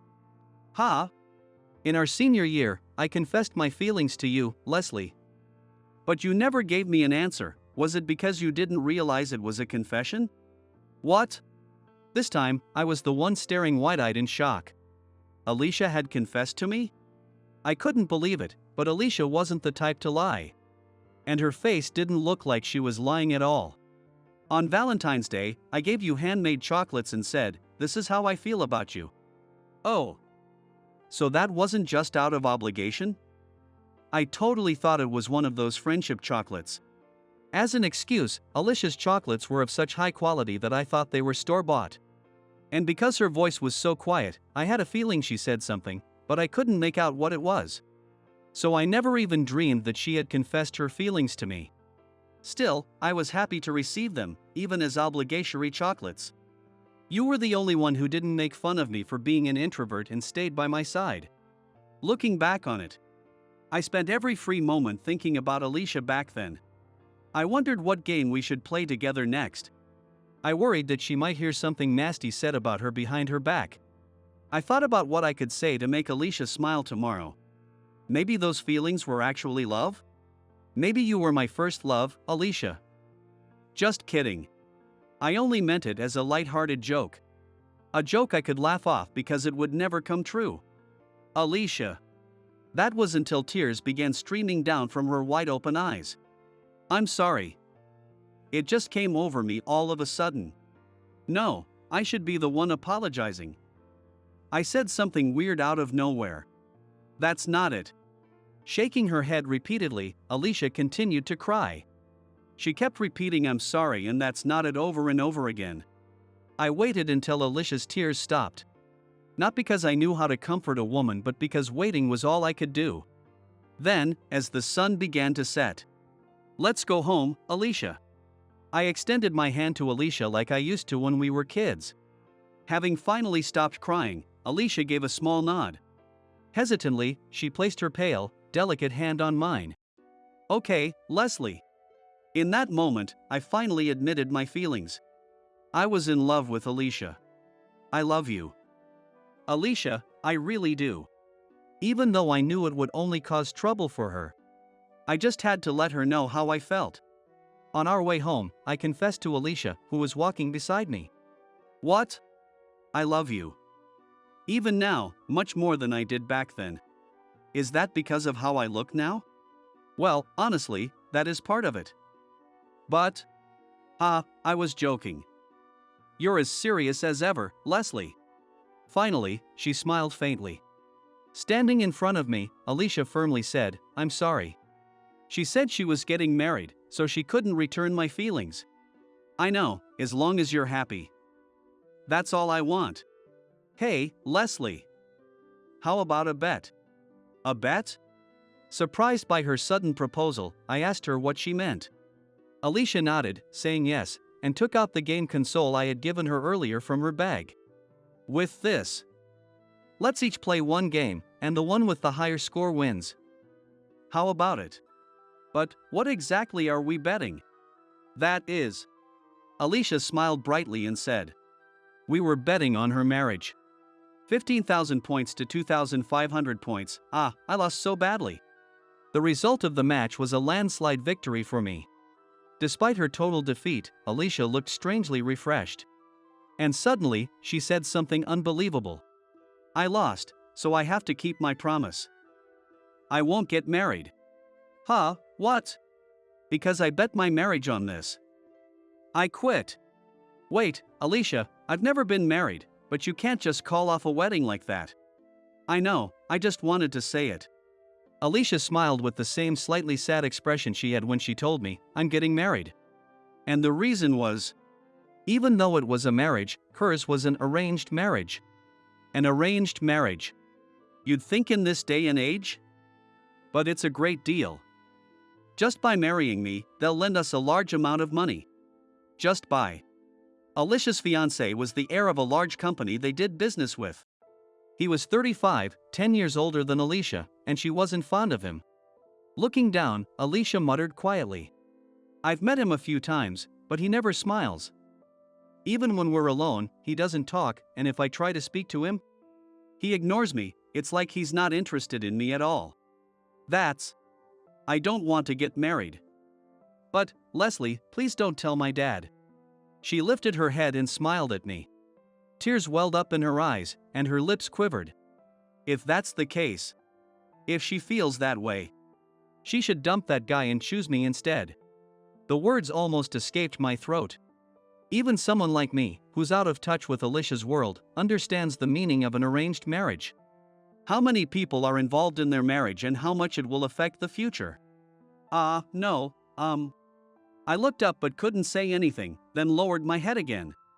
Seeing me like this, Alicia giggled. It's okay, Leslie. Thank you. You were trying to cheer me up, right? Saying you love me, even though it was a lie. Alicia wiped away the tears from the corner of her eyes with her fingers, laughing. And then she said that she knew I already had a fiancé. What, fiancé? I actually saw you walking with a really beautiful woman, Leslie. It was about 3 years ago. When she went on a business trip to New York, she happened to see me. She was going to call out to me, but she overheard our conversation and couldn't help but run away. Alicia spoke with nostalgia. I look forward to our future together. I thought you were proposing, Leslie. That's when I realized my first love was over. It was sad. But I was finally able to move forward. Just wait a second. That's not true, Alicia. Alicia tilted her head in confusion, and I explained the truth to her. That was someone from the company. She came to scout me. That was during my senior year of college. I had already developed a hit game and was directly scouted by a major gaming company with an offer. Would you like to work for us? The woman Alicia saw was Catherine, the company's hiring manager. At the time, I had just agreed to the job offer. So Catherine was not my fiancé or anything like that. When I said, I look forward to working with you as a colleague, that's what I meant. No way, so, really. With her voice trembling, Alicia asked again. This time, I looked straight at her as I replied. I love you. Of course, the current you is beautiful, and if I let my guard down, I find myself staring. But it's not just that. Throughout the reunion, you were always concerned about me. You stood up to Kenneth, whom I struggled with in high school, for my sake. I love that kindness of yours that hasn't changed since back then. Even if you still looked the same as before, I'm sure I could have said this proudly. I love you, Alicia. You shouldn't have to get married if you don't want to. Marry me instead. I thought that you liked women like her, Leslie. Even though I was heartbroken, I couldn't give up. I was overweight from a young age, and I thought I could never lose weight. But when I made up my mind and started dieting, the pounds started to drop quickly. Once I became slim, I wanted to try my best with beauty and makeup, which I hadn't cared about before. That's why I thought I was able to change because of that heartbreak. Alicia wiped her overflowing tears, smiling that gentle smile I loved from before. It's because of your own hard work that you've changed, Alicia. Not only that, but thank you anyway. For giving me the push I needed. Despite usually being reserved, her determination to work hard And though she's shy, she can express her gratitude honestly. That's all the Alicia I love. So, what about you, Alicia? I love you too, Leslie. I always have, your kindness, how good you are at games, and how you never treated me differently. Treated you differently? Yeah. Everyone around me only saw me as the CEO's daughter. My father always said, you shouldn't play games, and forced me to take lessons like piano and horseback riding to be a proper lady. The kids my age either mocked me for my looks or kept their distance because we lived in different worlds. But you were different. When you asked me to play games with you, you don't know how happy that made me. Even though I was new to it, you never went easy on me. I never won. But I didn't feel bad at all. It was proof that you didn't treat me differently. It was probably just because I was a kid at the time. But Alicia, the woman I love most in the world, is smiling so happily. So maybe it's okay to keep the truth a secret for a while longer.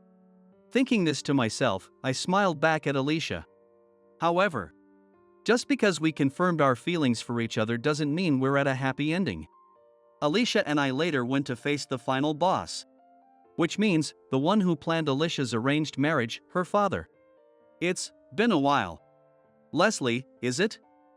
Are you the one who says he wants to date Alicia with marriage in mind?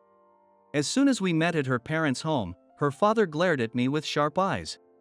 It was only natural. If Alicia's marriage was called off, the company wouldn't receive the loan. And the one interfering with the marriage proposal was a guy who developed games, which he hated. Of course, he wouldn't like me, and I didn't expect to be liked from the start. If he opposed us, I was prepared to persuade him until he agreed. Please. I'm serious about loving Alicia. Could you please allow us to date? Do you understand what that means? Yes. A cold chill ran down my spine, and I wanted to look away. Even though it wasn't cold, my hands began to shake uncontrollably. At that moment, Alicia, sitting next to me, suddenly took my hand. The warmth stopped my hands from trembling. Yes, as long as I can be with Alicia, I don't need anything else. I could even give up my beloved games. I'll quit my job. What?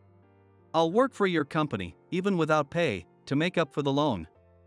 For a lifetime, if I have to, so please allow me to date Alicia. Please, Dad. The two of us bowed our heads deeply. Even if he didn't say anything, I wasn't scared at all. Because Alicia was by my side. That's enough.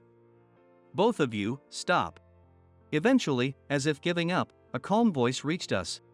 When we raised our heads, Alicia and I simultaneously said, our faces showing surprise. The stern and displeased look of the man before us had turned into a faint smile. It was fun. The game you developed, Leslie. Alicia recommended it to me. And although I thought it was silly and ignored it, I finally gave it a try the other day. No way. Dad, you played a game. Yes, I never knew a game could be so enjoyable. He apologized for being opposed to it without knowing. Then he turned to Alicia and bowed his head. When he raised his head again, he looked directly at me. If you're truly determined, don't worry about the loan. You don't need to quit your job. Someone who can create something so enjoyable should continue to showcase their talents in the right place. And there's nothing more expensive than something free is a business truism. Saying this, he laughed warmly, a gentle expression that resembled Alicia's smile. So, Alicia, since you were a child, you were obedient and always listened to your parents, and I took advantage of that. I forgot that you're a smart girl who can make her own decisions. I mistakenly thought I could control you as I pleased. To think that there's someone you truly want to marry, it's the first time I've heard you express wanting something for yourself. And to hear you dislike what was given to you, you must have really hated it. I'm sorry for forcing you into marriage for my own convenience. If he's the one you've chosen, I'm sure he'll make you happy. Be happy together. Seeing her father smile gently, a tear rolled down Alicia's cheek. Dad. Father and daughter embraced tightly, and the long-standing tension between them seemed to completely dissolve. Leslie. Alicia has become very beautiful, hasn't she? Yes. Very. If she grows old and is no longer beautiful, can you swear to me that you'll still cherish her just the same? Of course. Okay. Seeing her father nod with satisfaction at my response, Alicia wiped her tears and smiled, saying, "Thank you, Dad." Then we looked at each other and reaffirmed our feelings for one another. We had overcome our biggest hurdle together. Now, with the person in front of me, I felt we could overcome anything that came our way. Later on, after dating for about a year, Alicia and I got married. Since I could work remotely, I made arrangements with my company to return to my hometown. Of course, it was so I could live with Alicia. The dishes are done, and I finished the laundry too, Alicia. Thanks, Leslie. I've got breakfast ready for tomorrow morning, but should we do it tonight too? Of course. I'd love to do it as much as I want if it's with you, Alicia. Oh, come on. Alicia smiled with feigned exasperation, but still nodded and said, "Okay." Then she handed me one of the two game consoles. Perfect. I was just about to suggest it. I'm not losing today. Bring it on. I won't lose today either. We both work hard during the day, and at night we split the chores. After that, we play games together. It might be a little different from a typical newlywed life, but this is our version of happiness. Again today, my beloved smiles and says, "This is fun." Seeing that makes me happy too, and I smile back. If these days continue unchanged, no matter what else might change, I can proudly say that I'm happy. Good morning. What? Why did you come early? What are you doing? I was helping with the cleaning so that everyone can work comfortably. We have cleaners. But I think it's important to feel like I'm also taking care of this hospital since I use it too. Just so you know, trying to get on our good side by doing janitor work won't earn you any points. It's not that easy to get recognized by the people working here. I became a research doctor at the request of Professor Johnson. However, one of the nurses, Jessica, didn't like me and would often berate me. But aside from her, my daily actions were appreciated by others, and I gradually started to gain recognition. Even though my research results weren't that impressive yet and I could have been criticized, I often got praised for working hard every day. And since I was still young, the older staff would take a liking to me. Then one day, "Hey, are you free next Saturday? Some of the nurses are planning a mixer, and we were wondering if you'd like to join." My senior colleague, Emily, invited me. What? A mixer? Yeah, they said they're bringing some girls, so we need to bring 3 guys. What do you think? Well, I've never been to a mixer before, so I'm not sure if I can handle it. It's not a serious mixer, so don't worry too much. Besides, you hardly get a chance to meet girls with all your work, right?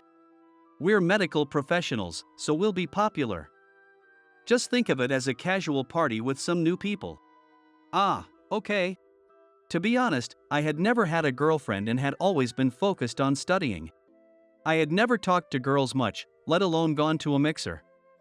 I was extremely nervous, but I didn't have the courage to refuse Emily's invitation. Emily asked me in the morning, but I couldn't concentrate on work at all that day, and by the evening, I was still nervous. We headed to the venue together, and I'm sure she could tell how anxious I was. Emily reassured me, and when we arrived at the place, "Emily, this is the guy you brought?" "Sure, he's somewhat good-looking, but isn't there anyone better you could have brought?" "Well, it's not that serious of a mixer. I thought it would be nice to give him a chance to talk to some girls since he works so hard." I expected this kind of reaction. And so the mixer began. After the introductions, I struggled to initiate conversation, but thanks to Emily and the others, the mixer was lively. As I started to relax and enjoy myself a bit, "Ah!" a scream from a waiter echoed through the restaurant, and the place fell silent. I looked towards the waiter and saw a middle-aged man collapsed and foaming at the mouth. "Someone call an ambulance immediately. And bring some water, please. Hurry." I usually don't shout, but getting people to snap out of their panic requires a loud voice. Startled by my shout, the waiter quickly called the ambulance and brought the water. I had no idea what was wrong, but I adjusted his position, checked his pulse, and provided basic first aid. "Is there anything we can do?" "Check if he has any companions here and look through his belongings." He might have a medical condition, and that will change how we treat him. Oh, okay. My name is Chris, and I currently work as a research doctor at a university hospital. I started working at this hospital 3 years ago, after being headhunted from the hospital I was previously employed at. If you feel a strong attachment to your current hospital, I won't force you. But I've been a professor for many years. And I see tremendous potential in you. Of course, it's wonderful to help those in need now. But working as a research doctor could also be a path for your future. That's what Professor Johnson said to me. I'm truly honored by your words. However, I have many memories at my current hospital, and I haven't fully sorted out my feelings yet. I'm still undecided. Like I said, I won't force you. Take your time to think it over and get back to me when you're ready. Of course. Being recruited by a university hospital is indeed a great honor. It meant that my abilities as a doctor were recognized. I should have been proud, and I was, but there were reasons why I couldn't easily move. This goes back about 15 years, to when I was a child. I lost my father when I was young and was raised by my mother in a single-parent household. I was deeply grateful to my mother, and I believed that it was because of her that I became the person I am today. However, my mother also passed away when I was in middle school. She had a chronic illness that worsened, but she never showed how sick she really was in front of me. She suddenly collapsed one day, and despite being rushed to the hospital, it was too late. She passed away a month later. My mother was everything to me, and her presence had been my support. I wasn't a particularly strong person mentally, and losing her plunged me into despair. I spent my days not going to school and not talking to anyone. I was taken in by my mother's relatives and raised by them, but I always had my mother in my heart. My life felt empty until I graduated middle school. However, things changed when I entered high school and met a friend who changed my life. Your grades in the last midterm were amazing. How do you study? I don't do anything special. I just review what I learned in class and make sure I understand it. Then I review for about 10 minutes after I get home. Just that. You're a natural genius, Chris. I knew I was good at studying compared to others, but I never considered myself a genius. In fact, although my scores were higher, I admired his hard work and dedication. He once told me he didn't join any clubs to focus on his studies. He probably wanted to get into a good college, but I wondered what his motivation was. At first, it wasn't that great, so I was always curious. You're working so hard on your studies, what are your goals? I want to become a lawyer. My father almost got scammed once, but a lawyer helped us out. We couldn't afford to pay him. But he said helping people was his mission. Since then, I've wanted to become a lawyer to help people. Wonderful. I didn't say it out loud, but I truly felt that way deep down.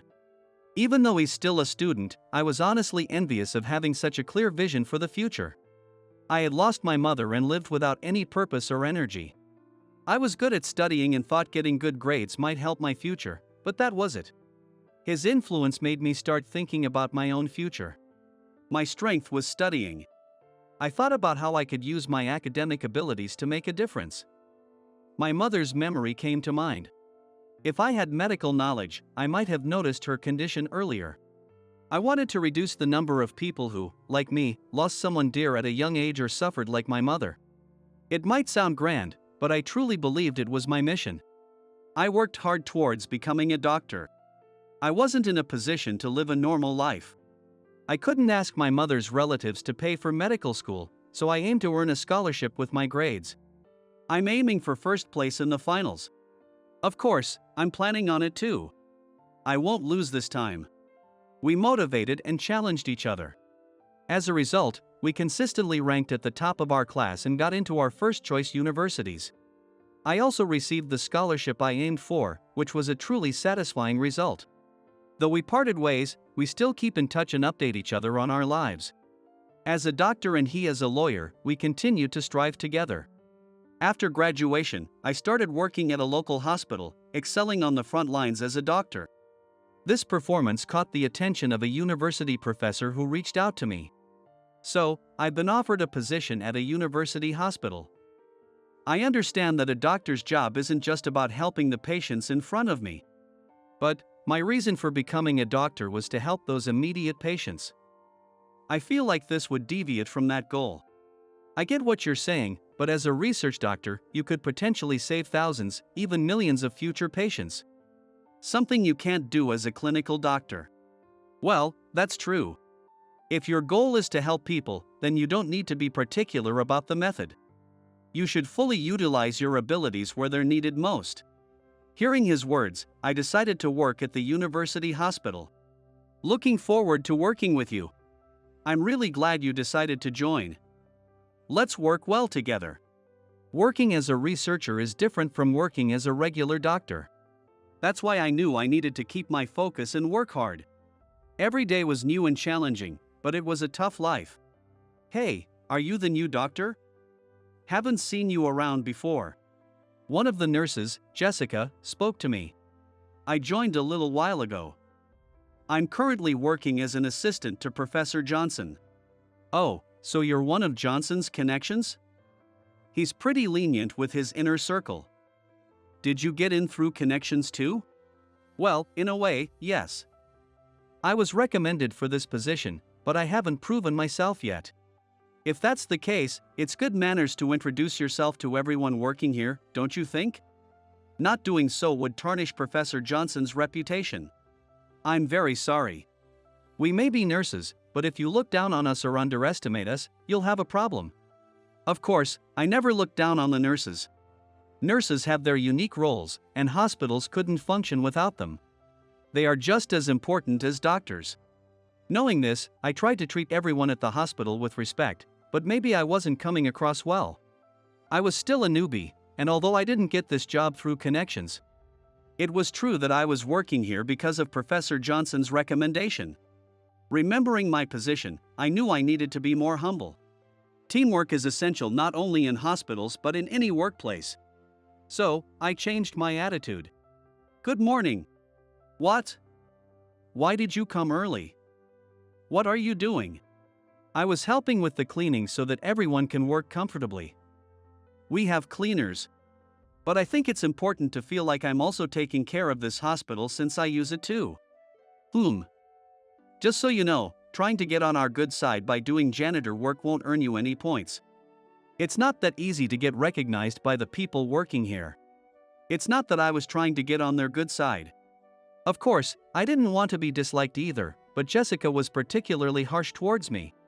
I didn't know her past or why she disliked rookies like me, but her attitude towards me was very severe. She was friendly and smiling with others, and honestly, she was quite beautiful and well-liked. She was efficient in her work and admired by many, but she never warmed up to me, even after 6 months. However, others praised my daily actions, and I gradually gained recognition. Although my research results weren't significant yet, and I could have been criticized, I was often praised for working hard every day. Since I was still young, the older staff took a liking to me. One day, "Hey, are you free next Saturday? The nurses are planning a mixer and we thought you might want to join." A mixer? Yeah, they said they're bringing some girls, so we need to bring 3 guys. What do you think? Well, I've never been to a mixer before, so I'm not sure if I can handle it. It's not a serious mixer, so don't worry too much. Besides, you hardly get a chance to meet girls with all your work, right? We're medical professionals, so we'll be popular. Just think of it as a casual party with some new people. Well, okay. To be honest, I had never had a girlfriend and had always been focused on studying. I had never talked to girls much, let alone gone to a mixer. I was extremely nervous, but I didn't have the courage to refuse Emily's invitation. I didn't know what to wear or how the mixer would go. What if we had to pair up and talk to girls, or play a game, like a kind of embarrassing game? Not knowing anything about mixers, I prepared myself as best as I could, even though my preparation was more mental than practical. Being prepared makes a big difference. The more I acknowledged my nervousness, the more nervous I became. Using my medical knowledge, I tried to calm myself down. Emily invited me in the morning, but I couldn't focus on work at all that day. We headed to the venue together, and it was clear how nervous I was. Emily reassured me, and when we arrived, "What? Emily, is this the guy you brought?" "Sure, He's somewhat good looking, but isn't there anyone better you could have brought? Well, it's not a serious mixer. I thought it would be nice to give him a chance to talk to some girls since he works so hard. If you say so, Emily. Jessica was there, clearly unhappy with my participation, but it was true that Emily had half forced me to come. I was so nervous that I felt faint, so I didn't care much about her displeasure. We entered the restaurant and took our reserved seats. I ended up sitting at the far end, feeling my heart pounding throughout my body. After about 5 minutes, the other group arrived. They were all attractive, outgoing types. People from a completely different world, making me even more nervous, but Emily helped me manage. After the introductions, I couldn't bring myself to speak, but thanks to Emily and the others, the mixer was lively. As I started to relax and enjoy myself, "Ah!" a waiter's scream echoed through the restaurant, and the place fell silent. I glanced towards the waiter and saw a middle-aged man collapsed, foaming at the mouth. Everyone noticed, and the restaurant fell into panic. Even though we were medical professionals, none of us expected this. However, I had experience with emergency patients. I was the only one who remained calm, immediately getting up and going to the man. He wasn't completely unconscious, but was hyperventilating. "Call an ambulance immediately. And bring some water. Ah! Hurry!" Usually, I don't shout, but it's effective to snap people out of panic. Startled, the waiter quickly called the ambulance and brought water. I didn't know what was wrong, but I adjusted his position, checked his pulse, and administered first aid. "Is there anything we can do?" "Find his companions and check his belongings. He might have a medical condition that will change how we treat him." "Oh, okay." After a while, Jessica and others started to help. The man had a pre-existing condition that caused the attack. Fortunately, I had treated patients with this condition before, so I focused on keeping him conscious until the ambulance arrived. The ambulance came quicker than expected, and he was taken to the hospital. I went along to explain his condition. After arriving at the hospital, I left everything to the medical team. Exhausted, I sat down in the hallway. Then, "Are you okay?" "We just got to the hospital." "How is he?" "He's fine. There's no immediate danger, and he should recover with proper treatment. The doctors are taking care of him now. So there's no need to worry." "That's a relief. But I was surprised by how quickly you reacted. I've handled emergencies at my previous hospital, so I didn't panic. It's normal for a doctor to be prepared for this. We've studied hard to save lives." When I said that, she fell silent. I wasn't trying to boast, but it might have sounded like I was blaming them for their delayed reaction. Honestly, I didn't have the mental bandwidth to be that considerate, so I regretted not choosing my words more carefully. "You're right. I'm sorry for always being cold and accusing you of getting in through connections. Compared to you, we couldn't do anything. If you hadn't been there, I don't know what would have happened to that man." "That's not true. Nurses save countless lives every day. Don't downplay that. Also, it's understandable to be shaken if you're not used to dealing with emergencies. But the fact is, I was the most shaken and couldn't do anything. That's something I need to work on, and I genuinely feel that way." Her words showed her genuine dedication as a nurse. Someone working just for the money wouldn't say such things. "You're really serious about being a nurse?" "Of course. That's why I didn't like you." "What? Why didn't you like me because you were serious about being a nurse?" "I also worked at a small clinic. I became a nurse because I lost my grandfather in a car accident when I was little. His life could have been saved. But it wasn't. I don't blame the medical staff at the time, but I wanted to prevent others from experiencing the same pain." "I see. I'm sorry to hear that." While our experiences weren't identical, she had gone through something similar. If she pursued nursing for that reason, it's the same for me. I didn't want others to suffer like my mother or end up lost like me, so I became a doctor. But why did that make you dislike me? Working at a small clinic limited what I could do.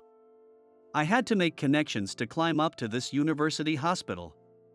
So, I didn't have a good impression of someone who seemed to get in easily through Professor Johnson. I understand. If I were in your position, I wouldn't have a good impression either. But I have my own goals. Helping people directly is part of a doctor's job, but developing new medicines and treatments can save thousands, even millions, in the future. That's why I wanted to work with Professor Johnson. You're more committed than I am. That's truly impressive. I respect you. It was the first time she had said something positive about me, despite working together and seeing each other almost daily. I was genuinely happy and felt a sense of mutual understanding. Working together, I never understood why she seemed to look down on me, but I could see how hard she was working. I was glad we had the chance to talk everything over because I never thought she was a bad person at heart. She turned out to be just like me. Someone who works tirelessly to save lives, regardless of status or money. I realized once again that I need to work as hard as she does. Let's continue working together and motivating each other. That's my line. Let's work well together. We completely reconciled and became friends, chatting every morning. We worked in different areas, so we didn't collaborate directly. However, we were both striving towards the same goal. It was the noble cause of saving lives that allowed us to encourage and elevate each other. How about we have dinner together sometime? Dinner? You haven't taken a break recently, have you? Focusing on research is good, but you need to rest a bit. Besides, I wanted to have a proper meal with you. Next Saturday is free, so that works. I was surprised by the sudden invitation, but from that moment, I began to see her as more than just a colleague. Of course, she might see me as just a workmate, but for someone like me with no prior experience with women, being asked out to a meal was a huge event. Romance. Maybe two people with high aspirations understand each other. Oh, what are you doing here? You have great research skills, but no fashion sense. Get someone to help you with your outfit before your date. First impressions are crucial. Your usual lab coat look with a sudden stylish outfit will be irresistible. Professor Johnson. I was completely preoccupied with hiding my embarrassment at being overheard talking to her, but following Professor Johnson's advice, I decided to have one of my seniors check my fashion. As expected, my fashion sense was terrible, and I was really glad I got it checked. Meanwhile, my feelings for her kept growing stronger. Maybe she saw me as just a colleague, but on our third meal, she invited me to dinner, wearing a dress. I realized she might see me as a romantic interest too, and I confessed on our fourth date. We started dating. A year flew by, and we decided to get married. I was extremely nervous proposing for the first time, but she happily accepted. Looking forward to our life together. That's my line. I respect you deeply and am so glad we can get married. Thank you for proposing. When she said that to me, I blushed a bit. But I vowed in my heart not only to protect my patients' lives but to also protect her for the rest of my life. We had our wedding and started our married life, continuing our work, me as a research doctor and her as a nurse. I still support her every day in her efforts as a nurse, and every day feels fresh and enjoyable. I've managed to achieve some success as a research doctor and am now working hard as a promising researcher. Life is unpredictable. Each encounter can lead to unforeseen relationships, and the key is to live by your beliefs. Of course, you'll encounter people who don't get along with you. But you'll also meet people who recognize and support you. I plan to cherish those people and keep living my life true to my values.